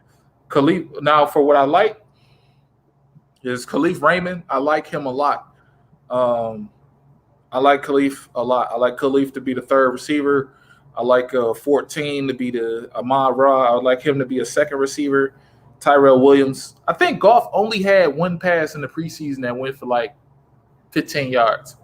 I'm going to look that up because I know that's a fact. He only had one pass go for 15 yards. And that's show me that. I gotta say that because that's a problem. One pass in 2 games right now. I'm not impressed. So we go up against the 49ers because the first 3 games are gonna be hard as fuck. We're going against the 49ers, the Packers, and somebody else. I forgot who it was, bro. Who the fuck played? I'm gonna let you know that 49ers game is the best situation for us. One reason is last year, for the last 5 years, they've been playing the wide 9 defense. You know the wide 9, right? That's the defense we play. And they play gap responsibility, gap control. When they play this gap responsibility, it's led by Fred Warner, some other linebackers. Their linebackers can flow, block shed. And when I mean flow is they can get to the ball very fast. They can avoid tacklers. Now, the Lions have a smash mouth attack, which is, they have a zone running scheme. You see the stretch scheme. And then the Lions have the power run scheme. That's the first time I've probably seen both of those schemes together in this uniform because everybody else in the league does it. So it's going to be real interesting. I think we're going to have the advantage on the offensive line. I mean, I know they have Armstead. He's a beast. I know they have Bosa. He's a beast. I know they have great things. I don't like their cornerback play. I don't trust it because they're really risky. Those corners they got is really risky. Safeties is good, but they front seven probably the best in the league. If we can beat them, and I'm gonna tell you how we win. We win with time of possession. We win with running the ball right at Fred Warner. We win in Hawkinson gonna be locked up. But if we can use him as a decoy and expose these corners, Hawkinson's probably gonna be played primarily on Fred Warner. Fred Warner can flow with anybody. He's guarded wide receivers. When he played Indianapolis last year, he was on Pascal in the slot. It's not no game with him. So if you're trying to attack TJ Hawkinson against the 49ers, that's just stupid if Fred Warner's on him. But against the safety, I think we got an advantage if the safety matchup one-on-one. So what I would like is you split out Hawkinson so he gets one-on-one with the safety. You get Amon-Ra out there. You get Tyrell Williams out there. You start putting a lot of people in motion. You start running at them. You start running at that front seven every time. I don't care if they overload the box, show double A-gap blitz. Just keep running at them because that wide nine, just like we had in 2011, that wide nine defense is really a pass rushing, pin your ears back, knock you out. But when Jim Schwartz came into a running dominant team, especially when he played the 49ers, remember the handshake game? He was getting mollywopped up the middle. And that's what we need to win. So if we average 115 in a game, we're going to win. The thing is, I don't know what – there's a few things I'm going to say. What is the 49ers' new defensive coordinator going to bring? That's the thing. Right. Who is their defensive coordinator again? It's a black guy. I can look it up. It's a black guy. I was doing some research on him. He worked under Saleh, so I know he's going to use Saleh's system. If he did, then it's going to be similar. So I'm going to say this. Pretty much. I'm going to say this. Like, the Lions want to run a ball, right, against the 49ers. A lot easier said than done. A lot easier said than done because do you think Swift going to be playing by week 1? And 2, man, I know this is going to sound fucked up. I like Swift. I like his talent, all this shit. But I'm done with the midget running back. I'm done with the midget backs. I'm done. Yeah. So you don't like Craig Reynolds, baby? Like Craig Reynolds might be a whole different animal. Craig Reynolds, baby. Craig Reynolds, baby. This motherfucker might be the next Eckler or some shit. The next motherfucker. The way he run the ball, man, like he run that bitch low. He got some agility. Like he got juice, bro. I don't know, man. They should keep him on the roster. They don't keep him on the roster. It's a big mistake. I need them to keep not old either. And a fullback. I need them to keep 4 running backs. Because as far as Swift starting, if Swift starts, we can do so much more in the passing game because that's really what he brings. We could probably really beat somebody because Fred Warner can't guard everybody. And they're not going to be in that Seattle. They've been playing that Seattle for that Seattle zone for a long time. They've been playing that for the last 5 years. Since Robert Saleh got there and took over as defensive coordinator until D'Amico Ryans. And D'Amico Ryans is probably going to be more passive because he just got there. I don't think I'm going to just be more aggressive. That doesn't make sense because y'all been running in the Seattle zone where y'all rush 4 and y'all sit back 7. Y'all rush 4 and sit back 6 or 7. So with Swift in the game, we're at an advantage. I think he's back week 1. Again, the groin injury could be re-aggravated, so don't do nothing with him. And even if he's a decoy, he's going to be effective in the passing game if you put him in a slot. If you put him in a slot, if you use him like a Ty Montgomery that game, we're going to win the game because you don't need him to run and carry a load. That's why you got Williams here, a running back who carry a load. Dedrick Mills is another one, a running back who can carry a load. They're going to be real effective. Now, Swift pass catching is probably the best in the league. Swift being in motion, he will fuck that defense up because you have Swift and Hawkinson in a slot or something, or you spread it out and you start moving, you start fucking people's minds up, and what I want to see from Goff is audibling. I want to see him see something in the defense. I want to see him not just shift protections. He does that well. I want to see him actually look, I want you to go deep on this motherfucker. You know what I'm saying? I want you to, do that old Stafford shit where you rub your stomach. Like, y'all going deep. We knew what this meant. This meant Calvin, help. This, you know, you right about what you say with the running backs because I know Motor City had a little rant about we had these small ass running backs. I don't need Swift to be. Swift has always been a scat back. He was drafted as a scat back. If you wanted a hard nosed back, they would have got Dobbins. He was on the board. I don't know. Like he has so much to offer in the pass game, and I think with him back and Williams here, it's going to be a very good offense. But I need both of them to stay healthy. But yeah, like a James Robinson from the Jacksonville Jaguars. He's short. He's a little short, but he's stout and stocky as fuck. You know what I'm saying? Like Frank Gore and shit. Frank Gore played for almost 1,000 fucking years, and this some bitch still somewhat producing. He's still productive in the way. Old as he is though, still producing. Like goddamn, like if y'all can get a running back that can play that fucking long and still a somewhat productive running back, I'll take it all day long, man. Right. But they do need a real power back. Jamal Williams not a real power back though.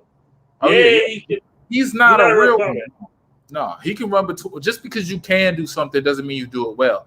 But he is a back that you can rely on because he has taken less touches over a period. And there is a theory out there that when a running back gets more than 1,500 touches, they start breaking down. He's only had less than 500 touches in 4 years. So he's going to be fresh. He's never fumbled the ball in his career. And then you have to he has excellent vision. So he is a quasi he can play the power back role. That's probably not his job, but that's what he would have to be asked to do. Obviously, that told him that. And, as far as the anime and the weird shit go, he cool with that. I have no problem with that. The one thing I do have a problem with Jamal Williams is Jamal Williams is effective in the passing game, but he's not a threat. You understand what I'm saying? He almost like what's that nigga that we used to have? Theoretic. Love. The running back everybody loved who used to catch the oh man. Everybody used to love him and he used to catch passes and he was really trash, but he was I said theoretic. He's a theoretic when it comes to the pass game. Like theoretic, like he can receive the fuck out the ball, but when it comes to the running, trash, nigga. He might have a couple good runs in his whole career. But other than that, man, trash. And I gotta see more. And then Jefferson not a power back either. For real. Jefferson is a balanced back. Yeah, very balanced. He's one cut and go. He's not even gonna break tackles like that. He is gonna get through the first wave of defenders. He is a slippery guy.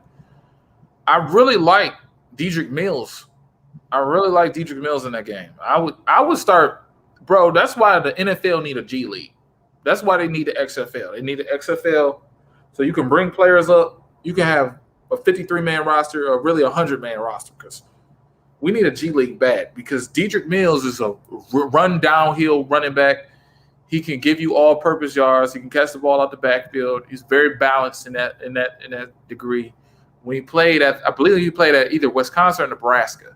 The dude, he's a power back, but he's not slow either. He's not that slow. He got a little burst to him. Williams and Dedrick Mills and Swift in the slot, we win the game because you don't know what the fuck we about to do now. You really don't know. Even if Swift is a decoy, we running at you completely all game, and I know Campbell is going to probably run the ball 30 times. I'm pretty sure this offense is going to mirror the Saints in every way. Going to mirror the Saints, the old Saints, not the new Saints. And no, I said no. You mean the new Saints, not the old Saints? Because back in the day, the old Saints used to throw the fuck out that bitch. Man, the fuck. Drew Brees used to have 5,000 yards every fucking year, bro. This motherfucker had 6-7 years straight of 5,000 yard seasons. If he didn't have 5,000 yards, he had 4,900. This motherfucker used to throw the shit out that football. The Saints from the last two Saints from the last 2 years. That's the type of offense we should have. Now I need Goff to step up. I need Okudah to step up big. How we win on defense. How we win on defense. This is important. So going to man with Brandon Ayuk is a bad idea. Do not do that. Also, if Austin Watkins makes that team, look for Austin Watkins, okay? He's out of UAB. He's 6'3", slot dude. Dude's having a decent preseason. I don't know if he gets cut or not. Do not play man-to-man on him. He had 1,000 yards for the Dragons. He had 60 catches. He was always in the slot. I wanted to draft this dude in like the 6th round. Of course, they didn't. The dude is killing preseason right now. And with Brandon Ayuk, a valuable slot threat, and they number 2 is a cold receiver too. Do not play man-to-man. Try to play cover 3. Stay off. Try to get a pressure. I know it's going to be like they want to play man. They want to be single high safety. They want to show different looks.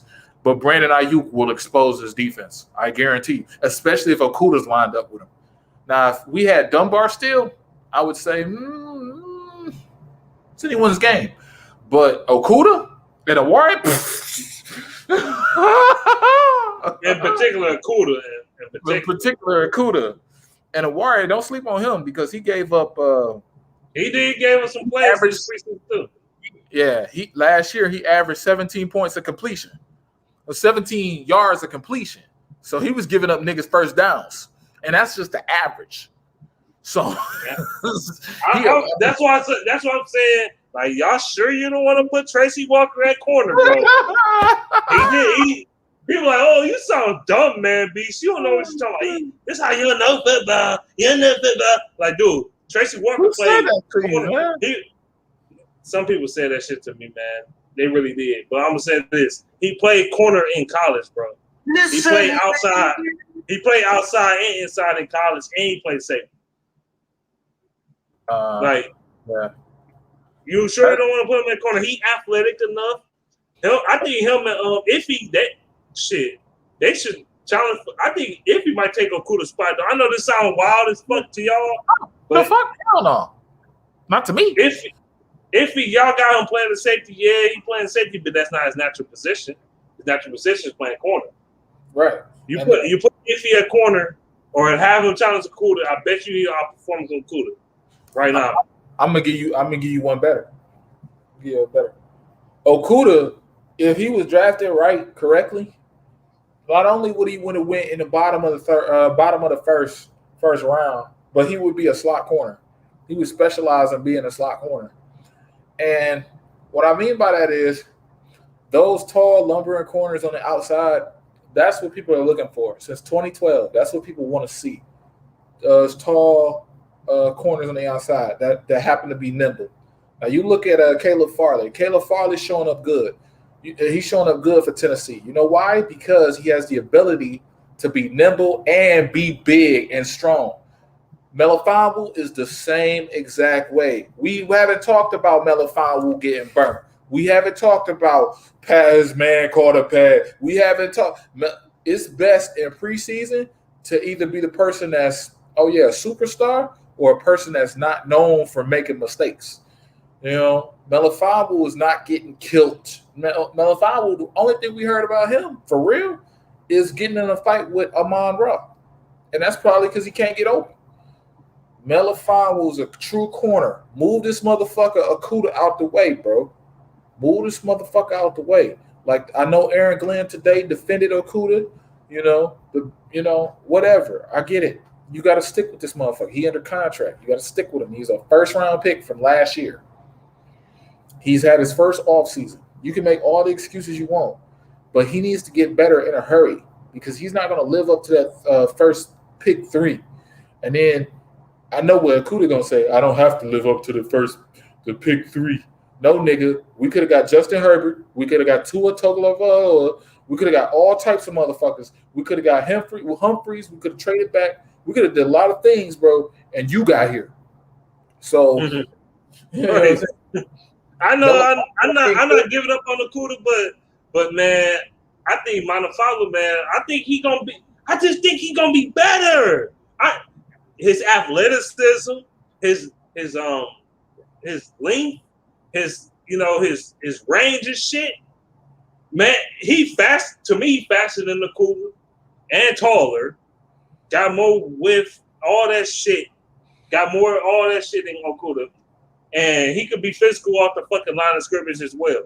The only thing, one of the main weaknesses on Iffy game was him being a form tackler. That was one of his biggest weaknesses if you watch the film and if you watch the scouting report. They even said the shit themselves. They said one of his weaknesses was tackling, which that's very coachable, by the way. So Okuda, yeah, a better tackler, but is he better in like man and zone coverage? Okuda right now looking so trash, and man coverage is not even funny. And I don't want to give up on him. Okuda got good size too, but if he like 6'3", like what the fuck? He like 6'3", legitimately. Like I don't know, man. I don't know. And we got right now in camp. They're not talking about. I was gonna make a video today and release it tomorrow.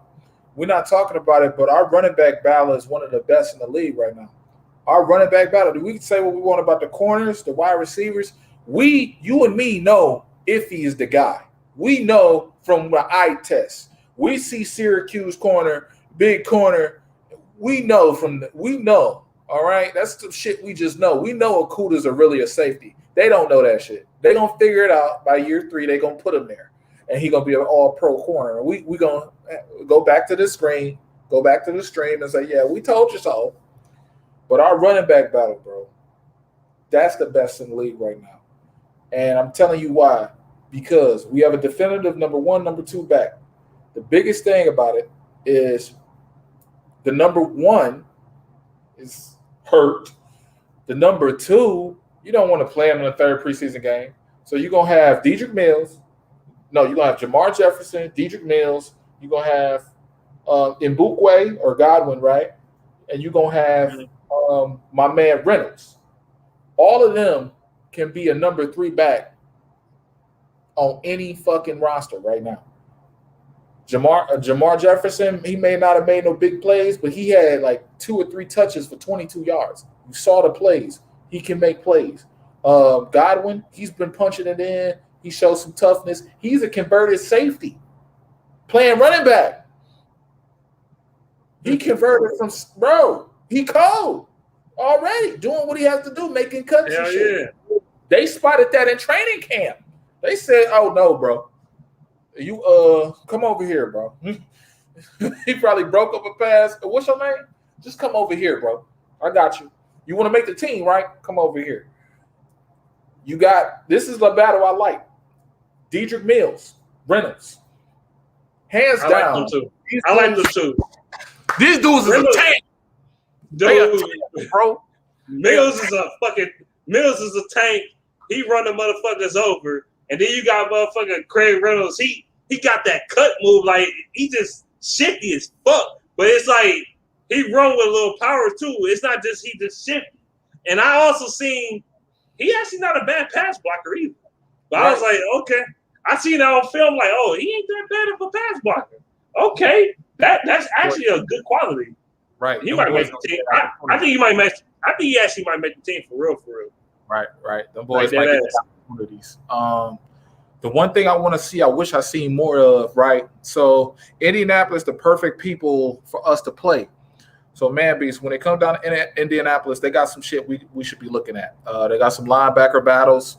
The Rams also have a linebacker battle going on for outside backer with this dude Hollins. He cold. Indianapolis got some positions that we can poach from.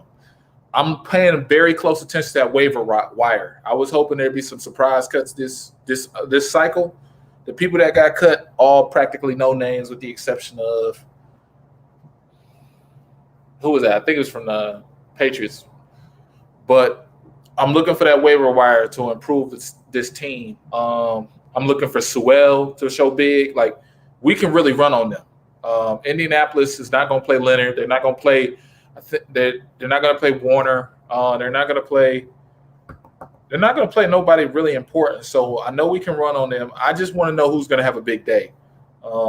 Reynolds and Dedrick Mills, bro. I don't know that number 3 running back spot because we're not gonna keep no 5 running backs. We're gonna keep probably 4. Yeah. Even Jefferson's spot, his spot ain't guaranteed now. It ain't guaranteed now. Right. Like, it's not even guaranteed. Like they trying to he could be a returner. Like, nah, this Craig Reynolds dude is not making it easy, bro. And are they linebackers? Like, if we cut Tavai and pick up one of their linebackers, all of their linebackers can move. You know, that's been a staple in the Bill Parcells coaching tree, or everybody that was coached under Bill Parcells. Like, you got to think, like, Coach Campbell comes from that Bill Parcells era.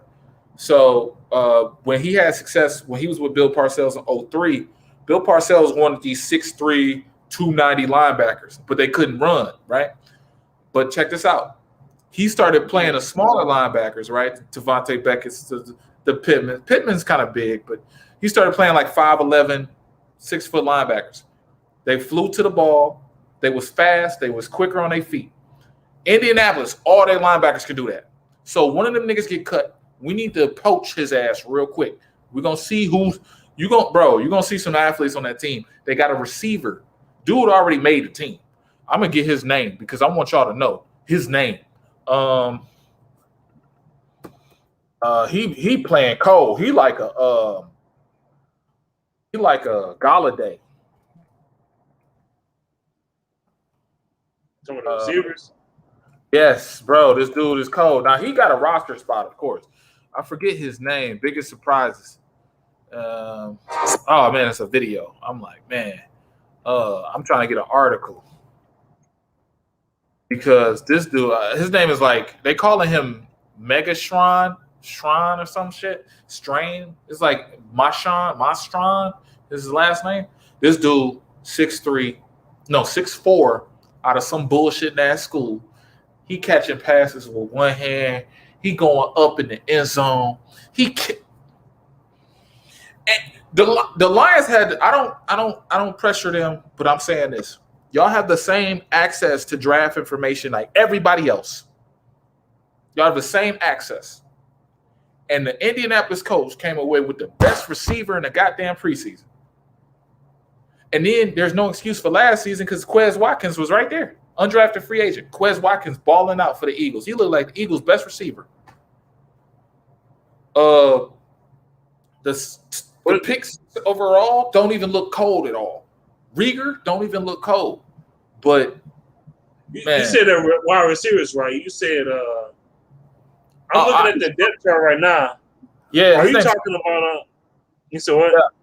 Go ahead, bro. No, you said what his name is? Like Strawn, like Mestron. I know it's doing that. Desmond Pittman. Straken. Mike Strachan, 6'5". He questionable for next week's game. He was a 7th round pick. Man. These late rounders this year they clowning.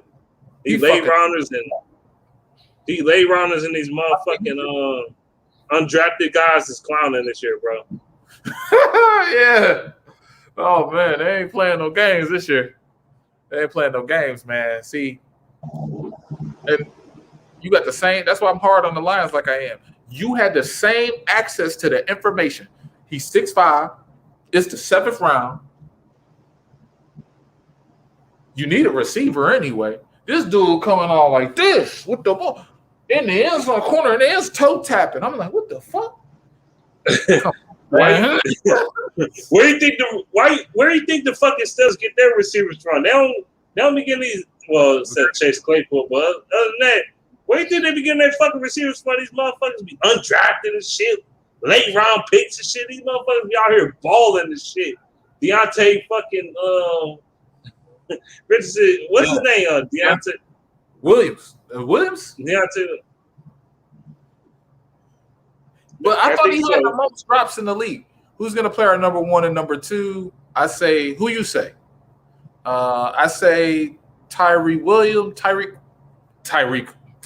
What's that man? Tyrell Williams and Mons Ra. Say Brown. Right?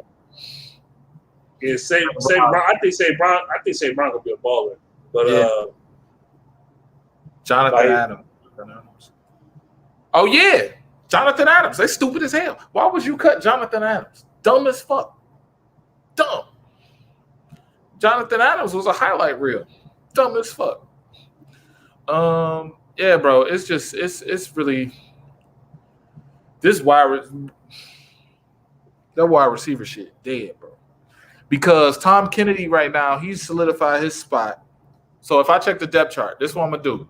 Hey, I'm gonna share my screen with you, bro. We're gonna do some dope shit, bro. You want to do a cut game? I don't know how long you could be on here, bro. But I just woke up. Oh yeah, we could do it. Shit, we could do it. All right, I got something for you, bro. I don't know how this shit gonna work, but if it work, it work. We good? Oh yeah, add to the. Oh yeah, it's a mess.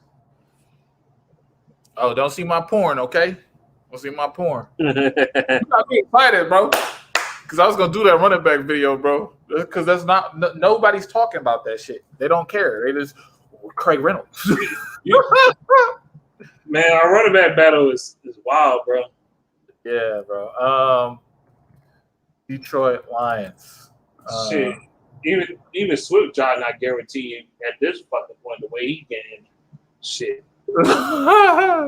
Swift ain't doing enough to fucking just be like, I'm a solidified automatic starter because I've been no, you ain't doing enough, man. You've been injured. So I like Swift a lot.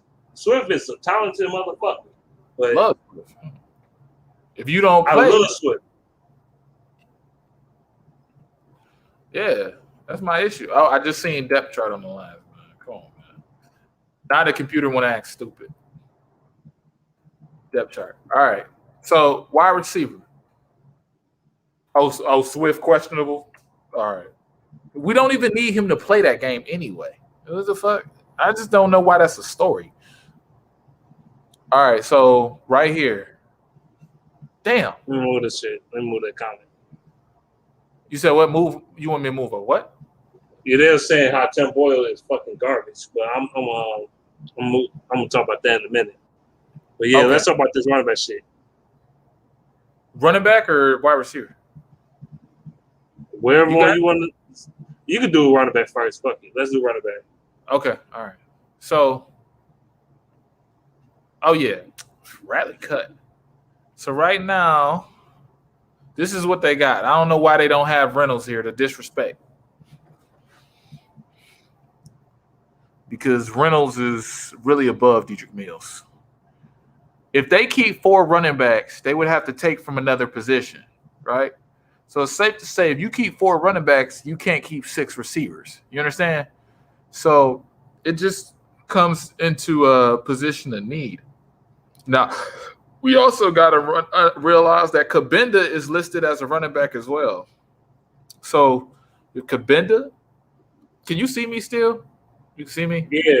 And speaking of that, they need to cut fucking Rashad Perriman. He fucking trash. Oh yeah.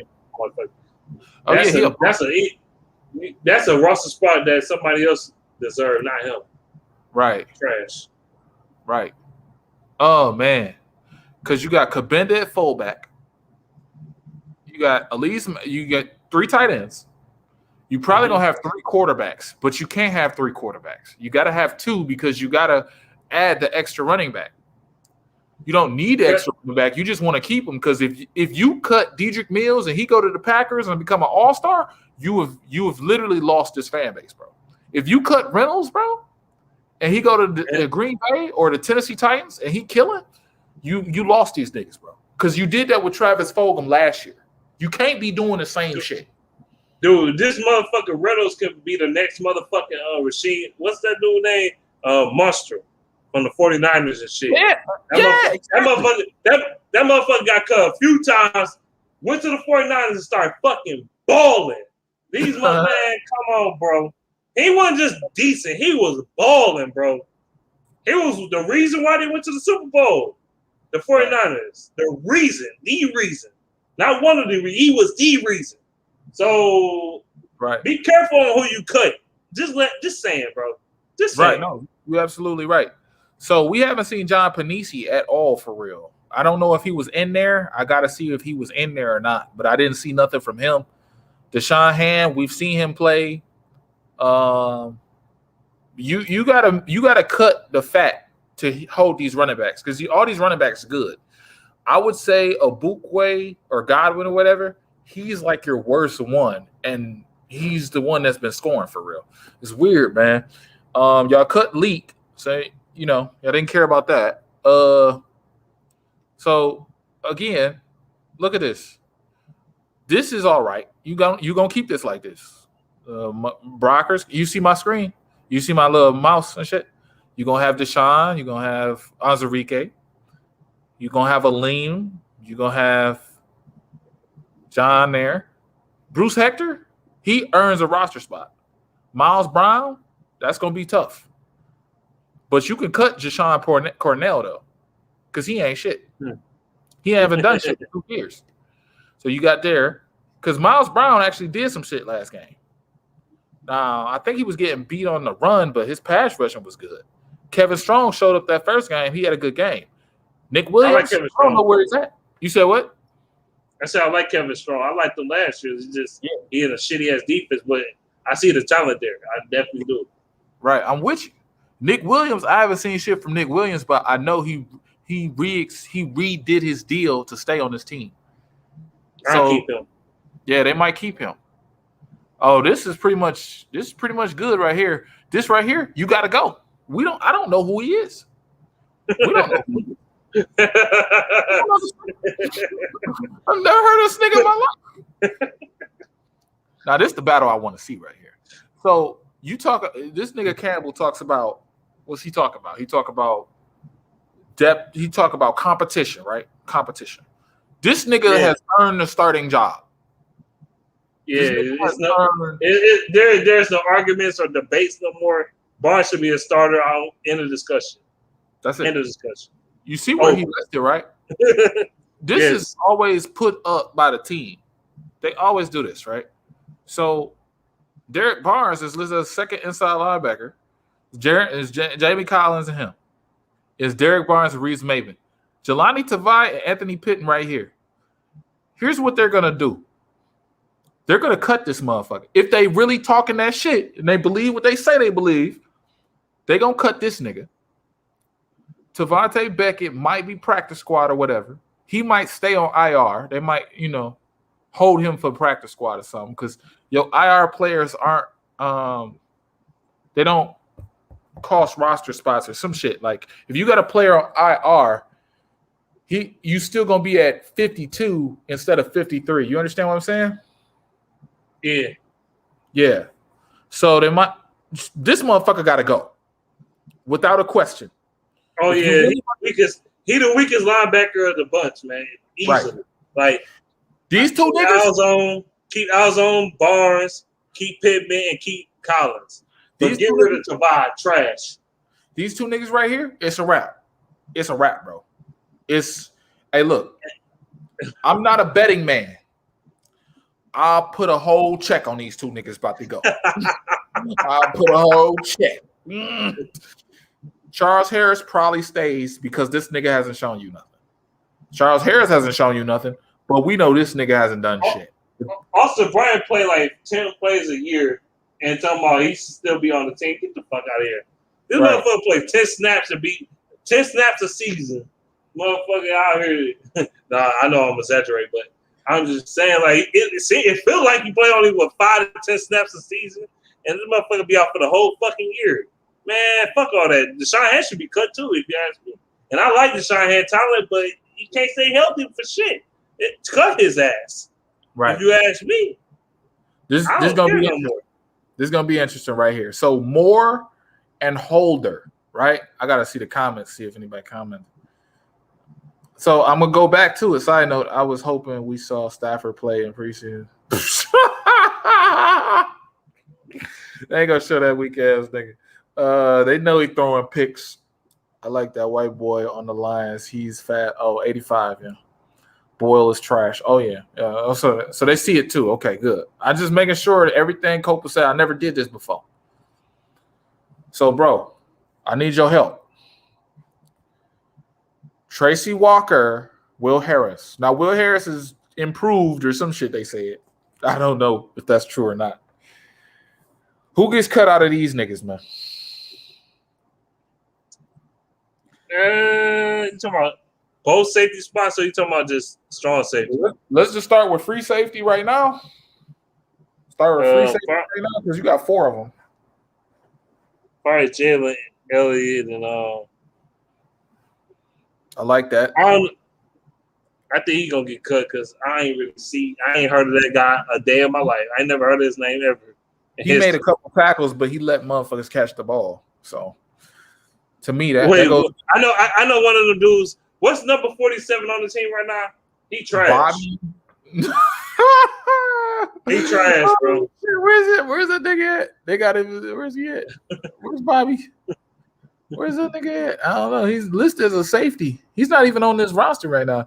Bobby, Bobby Price. So they like Bobby Price as a special teams player and a player they can develop.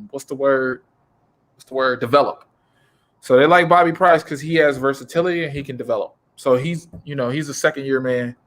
Jalen Elliott is letting motherfuckers, just catch the ball. So he got to be out of there. Elijah Holder, he had 2 crucial third down plays where he didn't make a play against the Steelers when it was 20-26. They targeted his ass because he was playing off, and I know he's a safety, but the situation says, the ball is going to you. They ran all curls, first down, and then they ran some shit deep, and he lucky the motherfucker didn't catch it. Elijah Holder, you got to go. No, that was CJ Moore. My bad. 33. Whoever 33 is. He's 33? 38. Who's 33? We got to get – it's probably this motherfucker. Yep. Get your ass up out of here. You finished, bro. You finished. Carry on Joshua number. Yeah. Carry on Joshua finished too. No pun intended. It's like a motherfucker, man. He fucked up his whole career, man. I like Hector.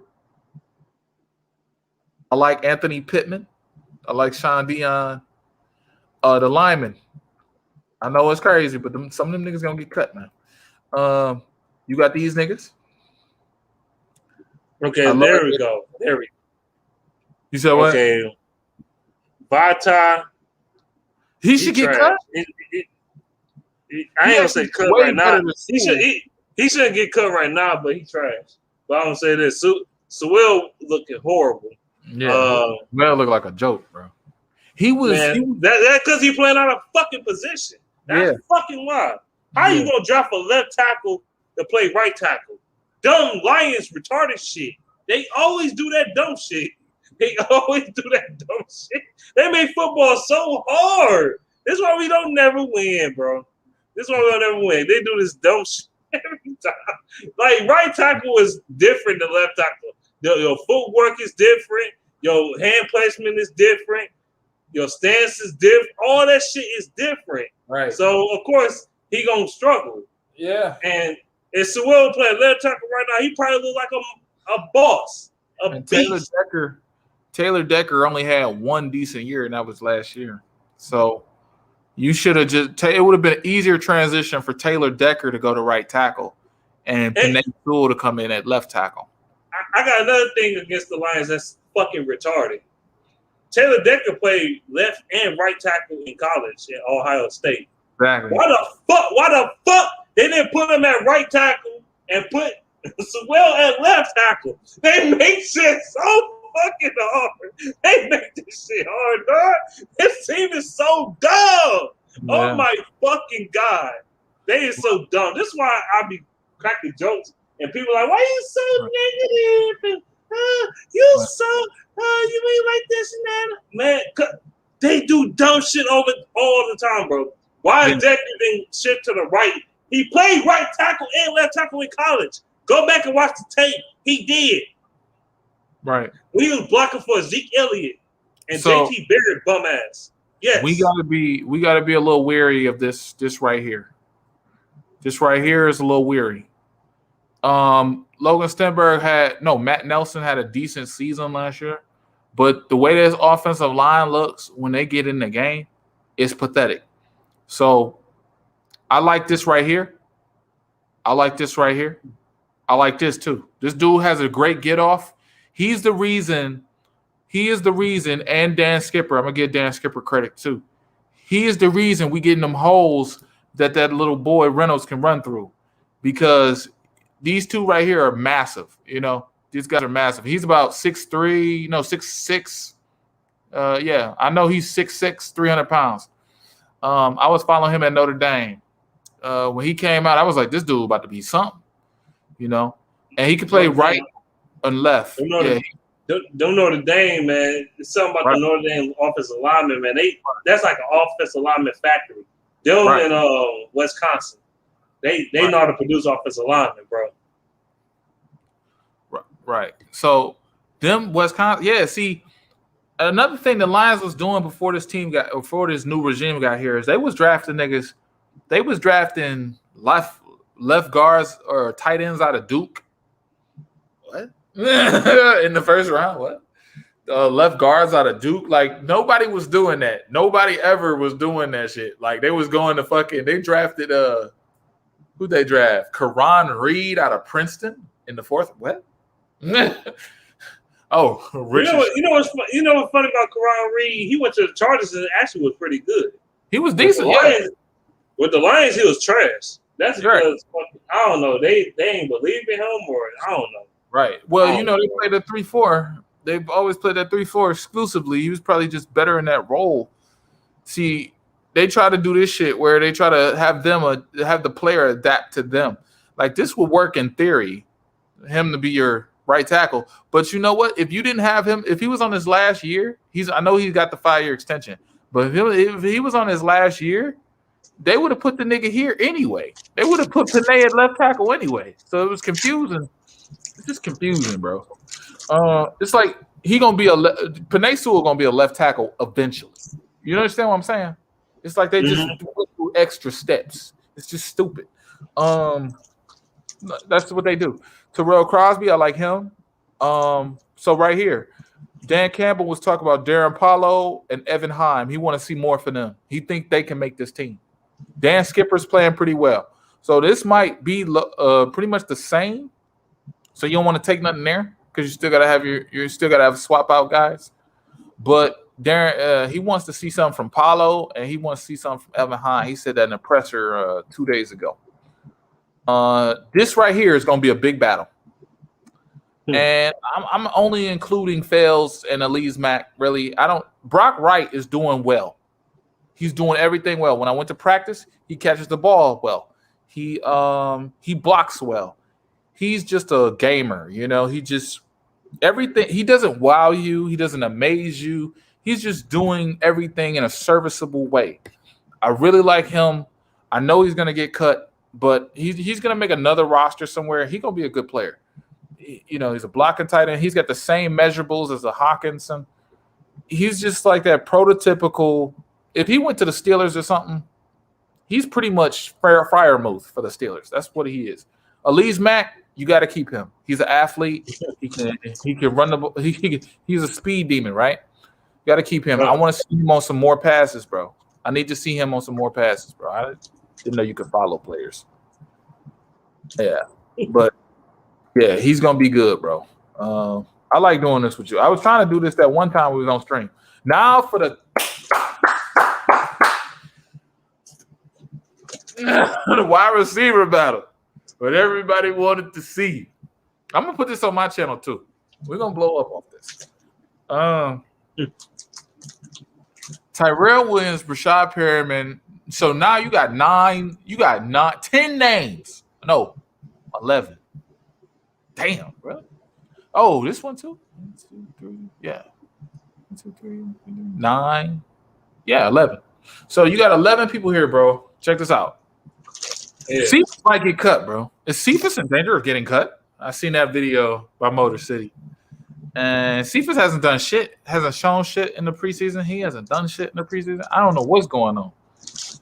You want to obviously keep him, but this nigga gonna get cut. Let's just say it. He's got to go. Wipe your hands. It's over with. It's over with. It's just he's not good. And you know what? I seen an article. Them niggas don't know what to write. Them niggas just be. You know how you see as a nigga making up a story and shit. Yeah. I seen an article said, "Is his absence affecting the Lions' offense?" What? It ain't even a season, and y'all talking stupid like that. Anyway, we got Quintez Cephas, Geronimo Allison. Sage Surratt, my dude, right? I love Sage. Mm-hmm. But what's happening is he's not playing fast. I don't think he's had a catch. He haven't had a catch because the catches I've seen from him, or the targets rather I've seen from him, he hasn't come down with them. They gave him 2 targets in the end zone in the first game. He was involved in some blocking schemes in the second game, so he was blocking well the second game, but he didn't catch a pass. He can't create that separation. We knew that coming out. That he couldn't create separation. But he's not really showing that he's a receiver because the job of a receiver is to catch the ball. So I need him to have a big game. Why is this not back? There we go. So Sage Surratt is on the chopping block. Javon McKinley, he came down with a touchdown. He also came down with a 15-yard pass, I believe, from David Blau in the first game. So he's already showing something. And you got to keep in mind, the contract that he got was $100,000. He was one of the first people they signed. So he's already that's already paying dividends, you know. So they might keep Javon McKinley. They might cut Sage Surratt. Geronimo Allison, he trashed to me. He dropped everything in practice when I went. Grid seen it. I seen it. It was trash. But he's actually showing out in these games. Maybe he's a game person. I don't know. Maybe the lights got to be on for him to function. I don't know. But he's been coming down with some first downs. We know Tom Kennedy going to make the team. Damian Rapp. Right. This dude cut. So we got 2 cuts. That's 10. Damn. No, we got another cut. That's 9. We got Brashad Perriman, Damian Radley, and Sage Surratt. Victor Bowden, you in danger. He's had no catches, but we see him amaze in practice.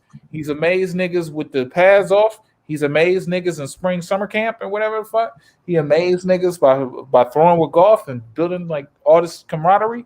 He can do the kick return. I think he muffed one or almost muffed one. He has versatility. He plays well at practice. But you can't have niggas just play well at practice, bro. Wait, did he come up? Yeah, he came from the same college as Jefferson. Jamar Jefferson. Well, yeah, absolutely. Absolutely. They wore the same number, I believe, 6. They both wore 6. Sure did. So I'm liking right now, prospectively, I'm liking Khalif Raymond. I'm liking Amon Ra, of course. Tyrell Williams is here. I like him. Tom Kennedy is here. I got to put up the fingers. 1, 2. Because they only going to keep 6. They only can keep 6. They can probably put some guys on practice squad, but they're going to keep 6. Khalif Raymond. It's going to be a battle between these two, and these 2. Tom Kennedy's here, but you only got 4 for real. You got Tyrell, got Amon, Khalif, Tom Kennedy. Everybody else still got to prove themselves. Now, Javon McKinley, he the only one with a touchdown for real. You know what I'm saying? Every other touchdown they've had has been a punch in or whatever. So he should be ahead of the race. And I like his size, too, at 6'3". Javon McKinley could be a baller. Now, when he came in for Notre Dame, when he was with Notre Dame, that's my thing. I don't know what to do. It's so nasty. Hide it. Okay. What do I do? How do I do this? How do I stop this? Stop the sharing. Oh, stop sharing. Yeah. So, bro, Javon McKinley, when he was at Notre Dame, he was injured most of his years, like there. But when he came in the game, he balled out. You knew it was there. He had he had a game with 200 yards. He had a game with 100 yards. He was doing some shit, and that's what I really like. Infant of 85 with slide. Sage two dance on pyramid trash. They better keep the slot because 85 might be a better slot than Victor Bowden. Honestly, at this point, I don't know if that's gonna really translate for real, but it's about who catches the ball and does something. Tom Kenny right now got the most yak of all the receivers on the team. That's another thing. We're not even talking about the yards after catch. We just want niggas to catch the ball. Damn, we in a bad situation, bro. We a 5-win team right now. We just want niggas to catch. Can he catch? I said he won 5 to 7 games, so it won't surprise me. Hey man, no, they're not good. You've been saying it from the jump, bro. You was one of the first YouTubers to say like, snap on this drafting of Okudah, the get back of Okudah. Even when Mobby was talking that shit of he's gonna get better. You was one of the first. You got it on stream, or you was one of the first ones. Everybody was talking that hope shit. whatever. I mean, I'm not gonna say I'm completely shitting on Okudah, but whatever you do in week 1, do not put him on Brandon Ayuk. Go. He gonna get right, boy. So Brandon Ayuk, you know how much he struggled covering receivers deep downfield. And Brandon Ayuk, he got the 4.4 speed. It's over. Fucking over. Right. It's a wrap. The first 3 games, the fucking Niners, the fucking Baltimore Ravens, and the motherfucking Packers. That's brutal. That is brutal. In the spring, I wanted them to be 3-0. I was like, they're gonna be 3-0 because this team. I thought this team was better than they were, and after watching the run defense, I like the run defense. I like the way the front 7 is, but honestly, they might be 1-3. They might be 1-3, and that's okay. You supposed to win 1 game every 4 games. Win 1. That's where y'all at right now. That's where they at with me, bro. Because they play the Ravens, they're gonna make that boy go off, bro. With this secondary, he gonna have 300 yards. You know, he gonna be on Skip Bayless. Lamar Jackson worked hard on his passing. He wanted it more than the Lions. Wow. Yeah, man. I'm telling you the truth. I'm telling you the facts, man. Real question, in what week do the Lions fight for the top 3 pick? By week 12. By week 12, let this shit go. No, by Thanksgiving. Thanksgiving is always my metric. Let this shit go. As long as they beat the Bears at home, I don't give a fuck. Right. They got to sign on them dudes next year. They're going to have a 70 to 100 million in cap room. Come on, man. Come on, man. Well, the Lions going, they're probably going to be they're probably going to have a top 10 pick. You know who have a top 10 pick? Top 15? The Rams. I think so too. Lions going to have a top 10, maybe top 5 pick. Who the fuck knows? Get your quarterback. Stop bullshitting around. What? Get your quarterback. Whoa. Wow. They should have did that this year if that was the case. Well, we know that because that Brad Holmes pissed me off with that bullshit. But they got Sewell, who's playing out of position. You see that report today? What? Stafford had 3 teams for them to trade him to. So what? He'll lose it. Yeah, so he went in there. He said he was crying and shit. He was saying, "I can't go through another rebuild. I just want to win." And he was crying and shit. And he was, he was snitching. To me, that's snitching. He telling the world, he opened up. Stafford do more talking than he do playing now. We got to realize that he talk more than he play. In LA, that's why. I seen him all off season giving away money for schools and shit, having press conferences and on the internet doing shit. So he just felt the need to say, yeah, I had to talk to the brain trust, some dude named Weiserman or something. Like, I don't want to demand from you guys. I just can't go through another rebuild, and I just feel like I can win somewhere else. I want to win. He was crying and shit. He didn't want to leave Detroit. He loves these fans, but he just wanted the opportunity to play in big games. So he gave them three teams: Indianapolis, the 49ers, and the Rams. And if it wasn't for the trip to Mexico, he would be on the 49ers or Indianapolis. I thought Indianapolis was his best bet.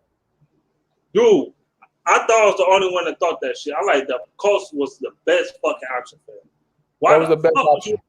Why would you want to go to the Rams? The Colts got a top 5 defense, top 5 offensive line. That's it. Good at solid receivers. Why would you not go there? Right. They quarterback coach or their head coach used to be a quarterback coach. And when he was with Carson Wentz had the best passing percentage when he was under that team. When he left, Carson Wentz went downward. So it shows you like your quarterback coach, that relationship, that development, that means something, right? When he was with Scott Linehan, he was clicking, Frank Reich plays pretty much the same offense as a Scott Linehan. It's pretty much the same thing. Now Frank Reich comes from the Holmgren coaching tree. With Harbaugh, Holmgren, Peterson. He comes from that era with the Mahomes coaching tree, the Andy Reid coaching tree. He comes from that, and they all winners. If I was Stafford, give me to Indianapolis by any means necessary. You go to the Rams, now you're dealing with an egotistical head coach, a nigga that'll catch you. Because once he start throwing them picks in the game, they see 3 picks, and he started playing like Boyles, he going to be a hero against Chicago, right? He going to be a hero that first game, Sunday Night Football. He going to be a hero. By week 9 or 10, they're going to realize who he is. And then they're going to start hanging him out to dry like, I don't know why my quarterback threw that. Because the way he did golf was the same way. I don't know why the quarterback threw that pass. What? Stafford wanted to go to LA. But out of the 49ers, Colts, and Rams, I think Stafford went to the worst situation. He went to the worst situation possible. The most toxic situation you could be in. Because them niggas want to wait. They want to win now. They just traded a 6th and 7th round pick for Sony Michel. They have next year. And by the way, the Colts almost won a playoff game with old ass 2,000-year-old fucking Phillip Rivers who can't throw the ball past 15 fucking yards and shit. Exactly. They almost won a playoff game with that old fart. Exactly. You think Stafford put Stafford in that situation? Exactly. And Stafford and the Colts got more talent than both of them. Well, I don't say got more talent than the fucking Niners. Stafford's wife wanted to be in Cali. Stafford's wife could have been in Cali with the 49ers. The 49ers were the second best team on that list. The 49ers, the 49ers probably had the healthiest situation for him because he's not going to be expected. He's going to be expected to win a playoff game. He's not going to be expected to go to the Super Bowl. The Rams are expected to go to the Super Bowl. Because that's what they've done. They've leveraged their draft picks. They've leveraged their future. They did it for Ramsey. They did it for Stafford. They did it. They got Aaron Donald. They got guys on little contracts or 1-year deals on these big-ass contracts and shit. They got talent out their ears to go to the Super Bowl. But I don't see the Rams are going to beat. They're not going to beat Tampa Bay. at the end of the day, you want to make it easy for yourself, Stafford. The 49ers about a year away, maybe a year removed from the Super Bowl or a good number one seed. They gonna let you be like a 2-year guy there, and you're gonna be expected to win next year, not this year. He just put the worst possible situation on himself. But that's Stafford. He made the worst decisions. For 9 years, he made the worst decisions. And this all because his wife wanted to go to LA, get a suntan and all this other bullshit. But like, yeah, I told people months ago he could have went to the Colts, he could have went to the Niners, which would both of them been better than where he at now. Actually, think about it. The Colts, I like, especially the Colts. The Colts got a fucking running back. They got decent receivers. They got a great offensive line. In a good at a dog ass defense. Why the fuck would you not go there? It was there for you, bro. It was there for you. I get it. They would have been on Monday night, Sunday night football. He also brought up that he want to play in big games, bro. Like big games, like Monday night, Sunday night football. Like you've had that here, bro. Like they're in an easier division. They only got one team that is decent in that division, bro. If I was him, I would have. The Rams called. Oh fuck them. I want to go. The Rams got Russell Wilson. The Ram who what? The Ram. So I got to hear the bullshit every year. And you know Aaron Rodgers is going to be on the 49ers next year.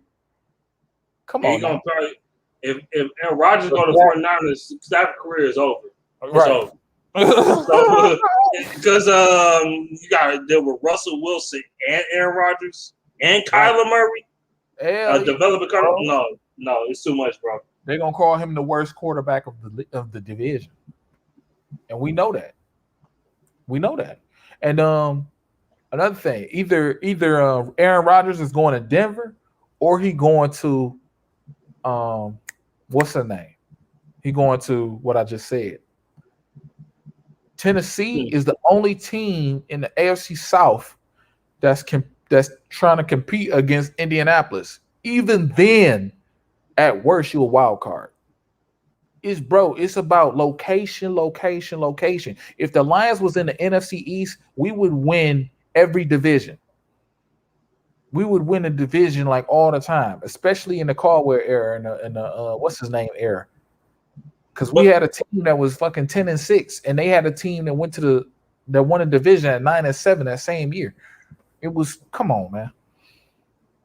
Dude, fuck your negativity. Said let's keep it real. Let's keep it real. 49ers Colts will be ass this year. Rams might win 10 out of 11 games. What? Okay. Are you fucking serious? I need him to clarify.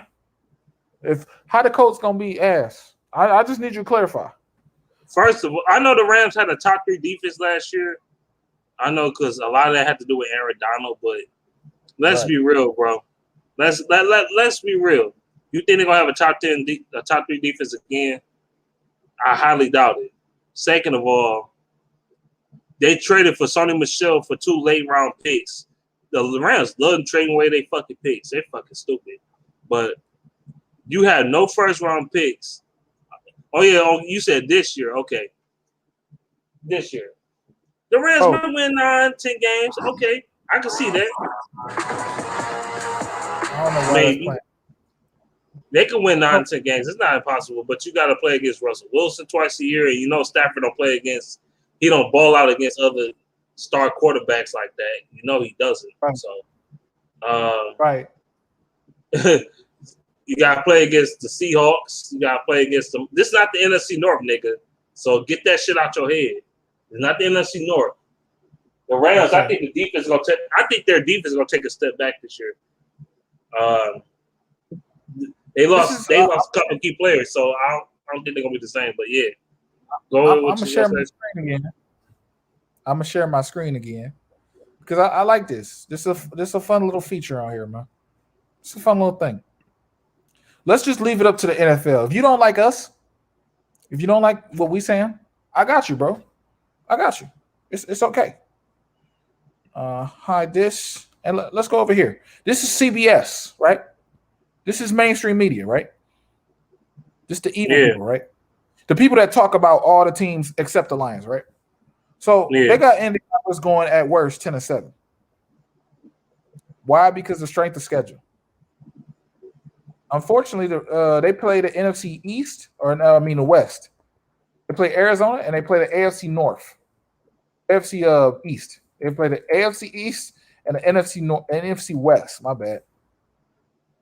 Those are some tough teams, man. Because the Bills are tough, the Patriots are tough. They play Tampa. They play some hard teams, but they still gonna be 10-7. They strength of schedule. Let's go to strength. Let's just see. See, I don't do the whole arguing thing, bro. I don't do that shit. I don't have to. I don't do it. Look at the schedule. Let's just type. Fortunately for the Colts, have the 13th toughest schedule.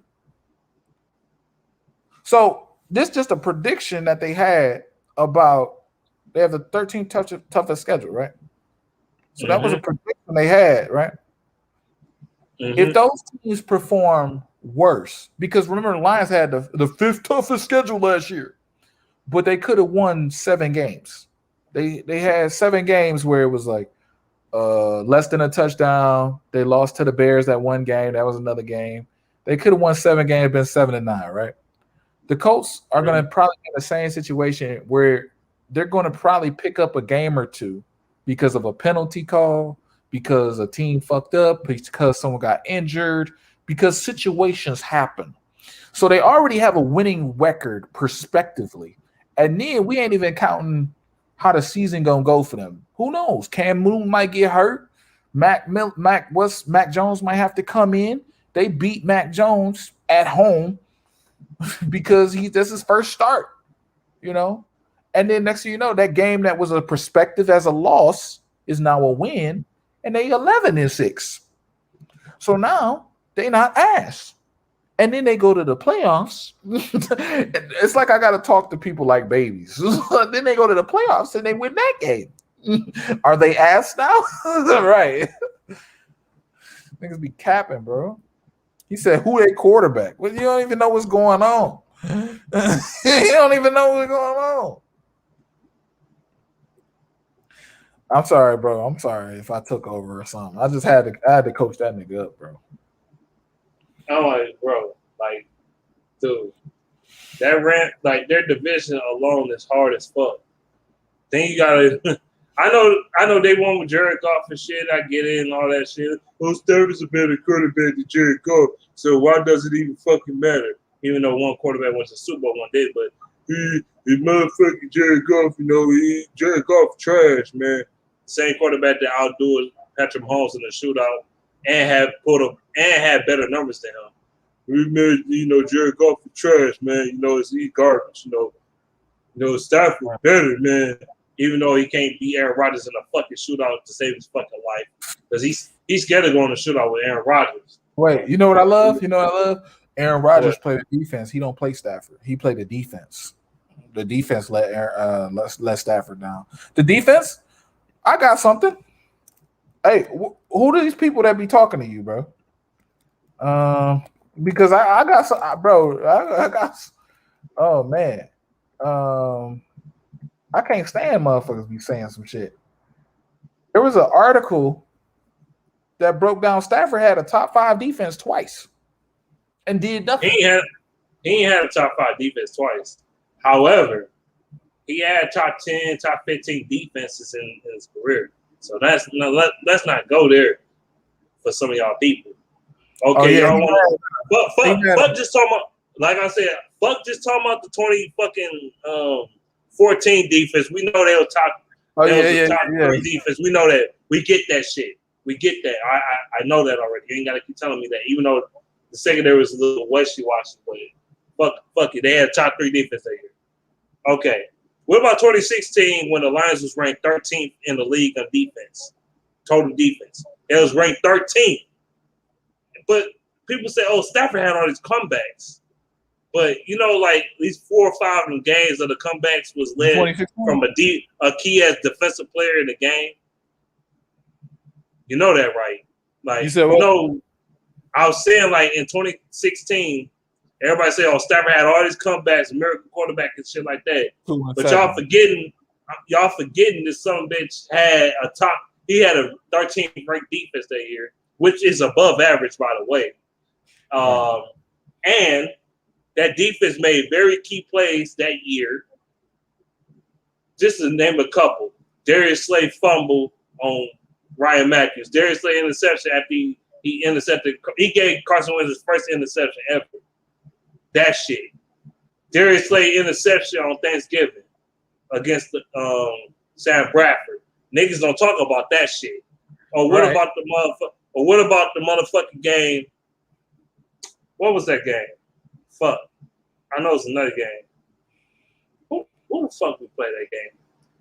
I know it wasn't a Redskins. Who the fuck was that play, bro? One of our safeties had a key ass interception and shit. The Jaguars. Yeah. Jaguars game. Defense showed up there because Stafford didn't even have a touchdown. Stafford didn't even have a fucking touchdown, bro. He didn't even have a pass. He didn't even have a pass. A lot of people forget about who played the Jaguars in 2016 too. He didn't even have a touchdown in that game, bro. He didn't. Right. He did not. Didn't we have they had a key ass interception in that fucking game. But niggas, they way overlooked that shit though. They said, "Oh, Stafford came back. Fuck that team. That team was worthless. That team trash." I'm like, yeah, the 2016 Lions could have went to the NFC Championship game. But yeah, what? I gotta put this up. I don't know if he played this game, but I know he did. Oh yeah, he did. See, we're going back to the first I'm gonna say something. You absolutely right what you talk about, but I'm gonna get to your comments. They said 2014 had number 2 defense, and then old man he got hurt because he was like, bro, you didn't coach shit. You know, you didn't coach shit. Who's the 49ers gonna beat? You just made the point, made the case why the Rams won't win shit. I don't know how. What did you talk about, bro? Can you decipher that? Who is the 49ers gonna beat? The 49ers, bro. They don't look cold. They look like a 6-10 team, huh? When they in the Super Bowl just not too long ago. It was in the NFC Championship game not too long ago. You just made, and then it was this. He said again, also the Colts. I said what I said because of the quarterback. I guess he said that because of the quarterback.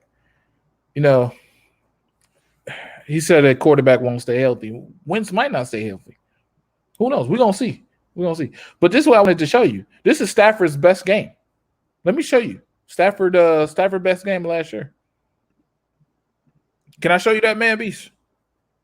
His best game. I'm trying to let me guess it first, and then Hello? Let me guess it.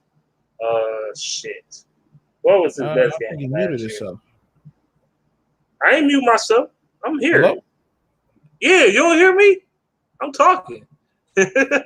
I'm good, bro. What? I'm trying to guess what game was it, dog? I can't hear you. Oh. I can't. Okay. Can you hear me? It's what? Can you hear me? I can't hear you. Can you hear me now? Oh, I was muted? No, you weren't muted. Can you hear me though? Can't hear nothing you're saying. I guess come back in and come back out. I mean, leave out and come back in. So anyway, you on the phone?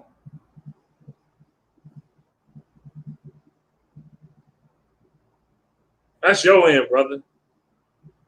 Dude sitting there acting like he wasn't training. Okay, whatever. I'm gonna share my screen. This is Stafford's best game. I hope y'all hear it. This is Stafford. This is what we do. The Bears. The Bears is best. The Bears was the best game. My bad. This is Staff. No. Stafford.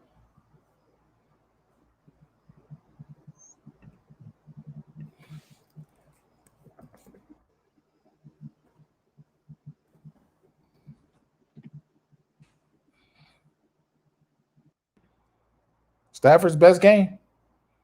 Oh, 1833. Get this off. Bum. Can you hear me now? That dude's a bum. Hey, can you hear me now? Can you hear me now?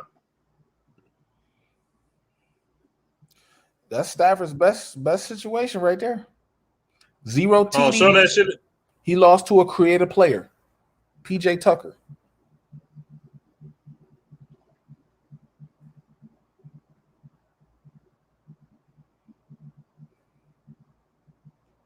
Who you signing to start week 1?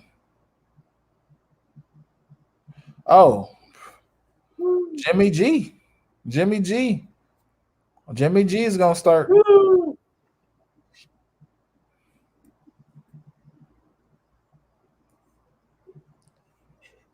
Hey G. Can y'all hear me? Damn.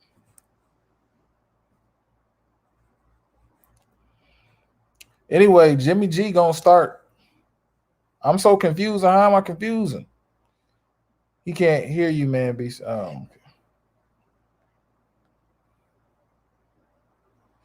I'm done. This nigga. I hear both of us. That's good. Woo. Can y'all hear me now? Okay.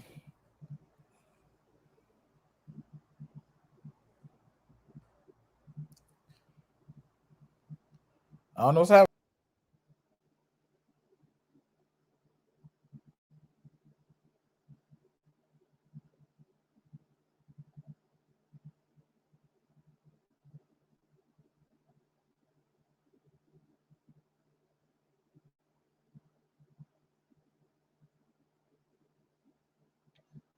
Woo. Can y'all hear me? Can y'all hear me?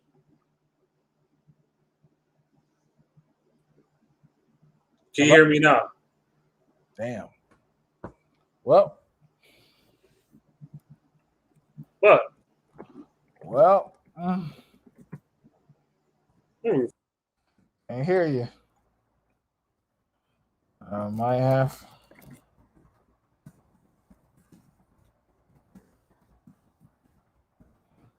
Not early. Can you hear me now? What the fuck?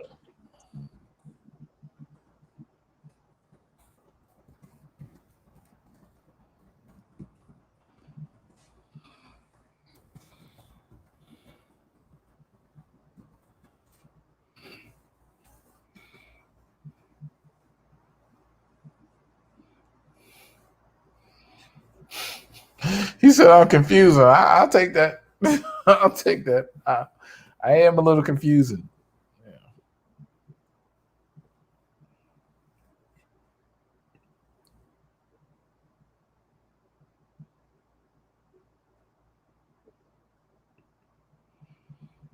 Yeah. Damn.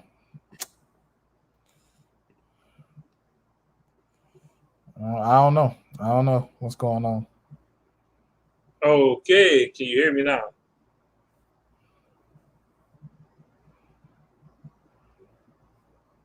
Fuck.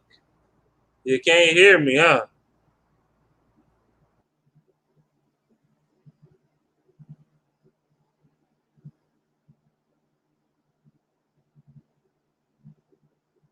You said I can't hear you. I can't hear you.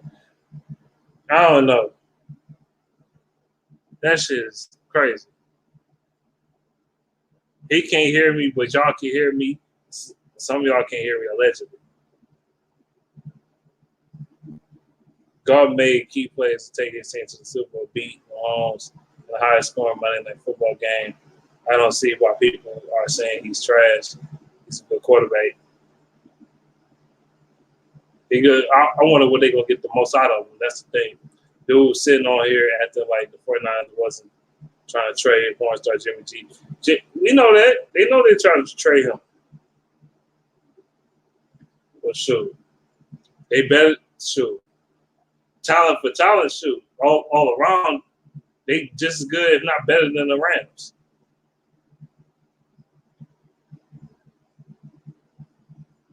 So let me ask you this: who you sign at week 1, Goff or Jimmy G? If Jared Goff was on the 49ers, I'll take Jared Goff over on Jimmy G, personally. You can hear me.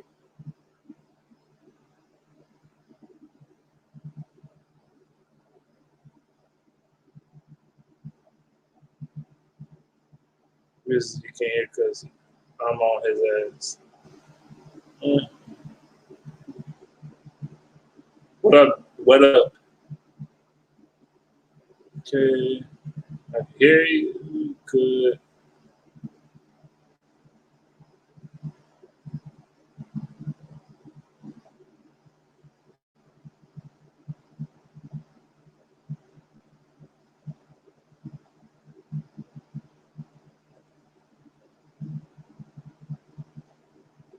Okay, good. How back on now?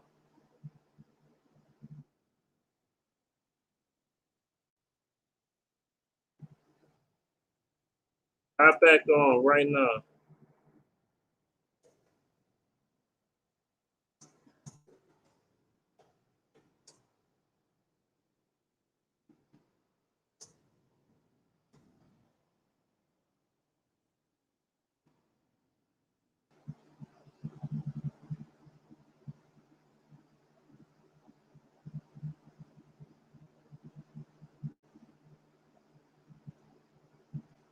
Okay. But like I said, Stafford talked all this shit. I'm gonna say this. Well, you want to talk shit, but Stafford, you failed us, bro. It wasn't all your fault, but you definitely was a problem. That dude was reaching acting like he's the only person that can talk sport. We all know you can't.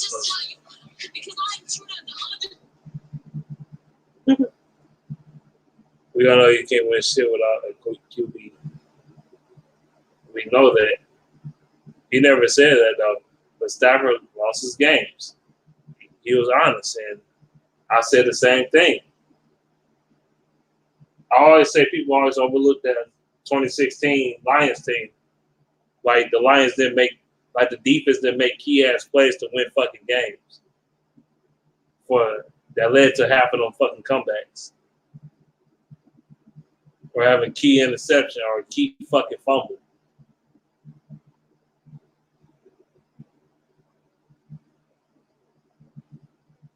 Like I said, the Eagles game, 2 turnovers back to back for Darius Slay. You got the motherfucking key ass interception on Blake Bortles' trash ass. And Stafford even scored a touchdown in that game. So how do you lead us to a comeback? He ain't have no touchdown at all. He had no fucking touchdown in that game. I remember watching that shit. He had no touchdown.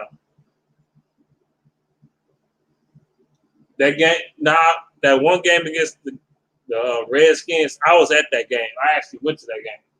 I remember being at that game. That game was live as fuck. It was loud. It was loud when he scored that touchdown. But like I said, some of the comebacks, I don't know, man. Defense had, made key plays. They made very key plays that season. People underrate that 2016 Lions. I'm not saying that defense is great because they did get cooked at times. They did. Not gonna lie. But when most of the time, when it was time for them to make a key ass interception or key ass play, they made that fucking play. That comeback, the first comeback against the fucking Vikings. Guess who made a play? Special teams on defense. Guess who made that play? Glover Quinn. If Glover Quinn never blocked that field goal, we lose that game.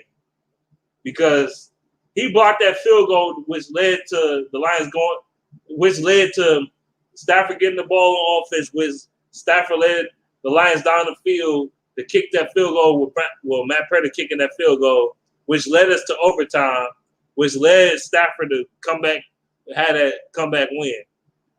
These are facts. I'm not just trying to spew out bullshit. I'm not trying to be a dickhead.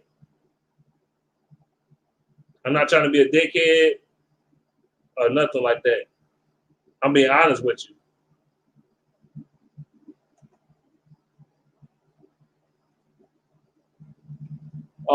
The second comeback on the Vikings that year, Darius Slay. If Darius Slay never intercepted that ball from Sam Bradford, we don't win that game at all. At all. We have no chance of winning that game. But let's just say Stafford had all these comebacks. It's all Stafford. Like it's not all Stafford, bro. I seen the games live. I seen tape, all that shit. I even been to one of them fucking games. The defense was not trash that year. It was not garbage. It was decent. It was pretty good actually. They had a lot of turnovers that year actually. Shit, even the Rams game, we ain't played Jared Goff. Jared Goff was in his rookie year. He was on the bench. I remember. We played against Case Keenum and shit. And the defense made it keep playing that game as well. The niggas oversleep that as well. But, hey, it is what it is, right? And I'm not trying to be a dickhead. Like I said, I'm not trying to rub the shit in your face. I'm just telling you the facts.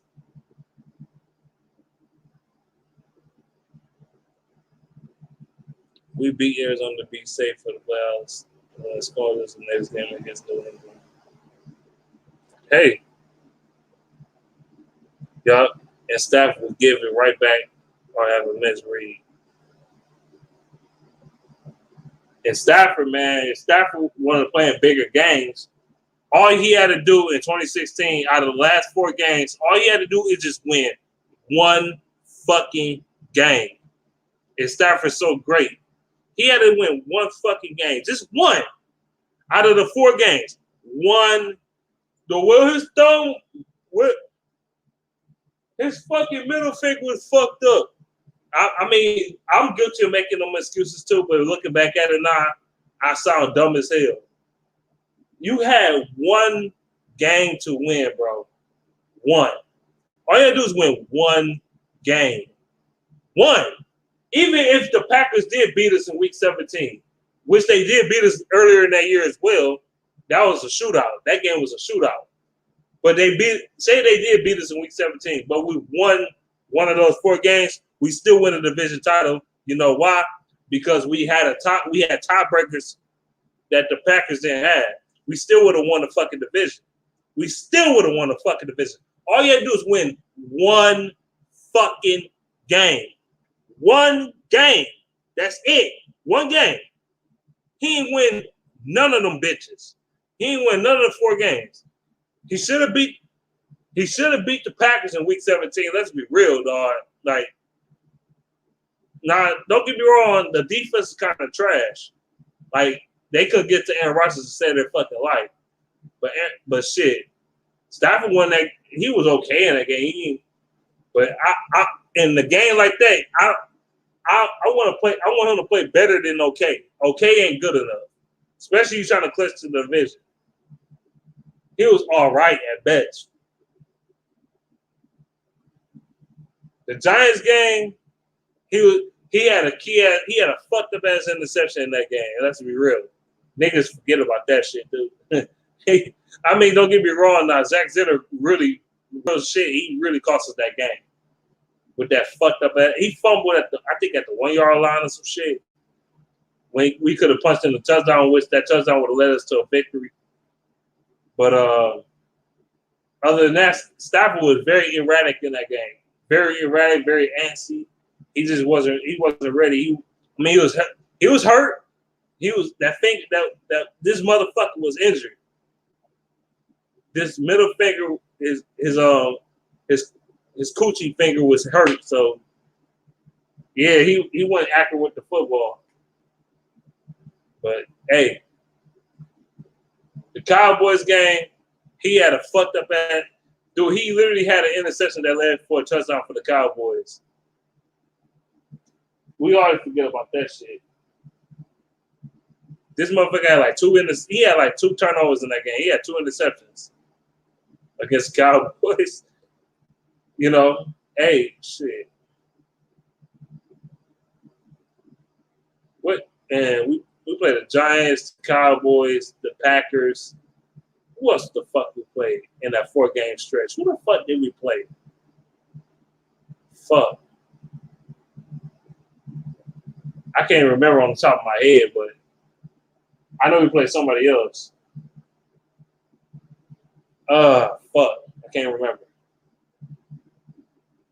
I know it's the Giants, the Cowboys, the Packers, and somebody else. I can't remember. I can't remember on the top of my head. Fuck it. But it was like 4 games. He didn't win one of them bitches. Because when the Lions got to 9 wins, right? We was like 9-3 or some shit. It was like 9-3. We lost the last 4 games. I can't remember that one game. Can't remember. I know we lost to the Texans and shit. We lost to the Texans, but I don't know if that was towards the end of the year. No, I don't think that was like in the middle of the season. We lost to the Texans with we lost to sorry ass Brock Osweiler, trash as fuck. We lost to him. I have no idea how we lost to him. I don't understand why we always lose to the Texans in general. I don't understand the shit, but hell, it's life. Shit, what the fuck you mean? But yeah, man, like Stafford, man, you played the big games, you just folded. 2013, remember another hot start. The Lions, they started off the season 1-3, but they won like fucking 7-8 games straight or some shit like that. 2013, these motherfuckers went 6-2 and finished the season 7-9. Stafford, man, he threw almost 20 interceptions that year, 19 or some shit like that. He threw a lot of picks that year. I just know that. This some bitch was trucking games away, trucked to the Ravens and shit. We're playing like shit, play like garbage against the fucking Giants. Games we could have, man, hell. If the Lions went 8-8 that year, they win the division. 8-8. 8-8. Oh my, because the Packers that year, they went what? 7-8-1 or some shit. Some goofy ass shit like that. They went something like that. That was like 7-8-1 or some dumb ass shit like that. And the Lions was like 7-9, dog. The Lions, all they had to do was go 8-8. And it's 8-8. 8-8. They could have went 8-8 and won the division with no Rodgers. And this motherfucker want to sit here talking about we ain't playing big games. Oh, Stafford never choked. Oh, you don't throw key interceptions. It's a bunch of crock of bullshit. It's bullshit. You know it's bullshit. Oh my God. How the hell you choke against sorry ass Eli Manning? You lost against Joe Flacco down the stretch. I remember that game. Matter of fact, that's one of my very first Lions videos when we lost to the fucking Ravens at home. And Stafford's so trash, this motherfucker lost to a team that kicked number field goals and we scored a touchdown in that game. How does that sound? How the fuck we score a touchdown and they kick number field goals and still beat us? Nobody to this day can even explain this shit. Talking about, well, the Ravens they always had a good defensive team historically and shit like that. Man, fuck out of here. So you can't tell me at least Stafford can get us a field goal range to kick field goals? I'm just saying. Did we still have Jason Hanson at the time? I mean, what the fuck? I mean, that was Jason Hanson last season. Dog. But, it's just all the Lions, though.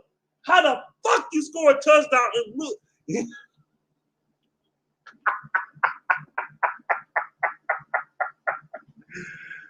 Oh, shit. That was one of the, dog, that game and that PJ Tucker game. And that Panthers game last year. But that 2013 Ravens game, man, that shit was an abysmal. That shit was a joke. How the hell you score a touchdown and still you score a touchdown and the Ravens ain't score a touchdown? They kick number field goals and you still lose. And then the final kick field goal of the game was Justin Tucker's 60, I think it was 61-yarder or some shit, a big ass field goal, and we still fucking lost. That final field goal put a dagger in our season. Ain't that a bitch? Stafford played like shit. He played like garbage. And Stafford never played good against the Ravens. He played like shit. Man, bruh. Don't you dare say some shit, Stafford. Don't say shit, bro. Or Stafford fanboys in particular. I know y'all hating this shit right now. I'm speaking nothing but facts. But I'm about to be gone, man. I've been on here long enough to brand on my shit. I'm about to be gone, man. Peace out, dog.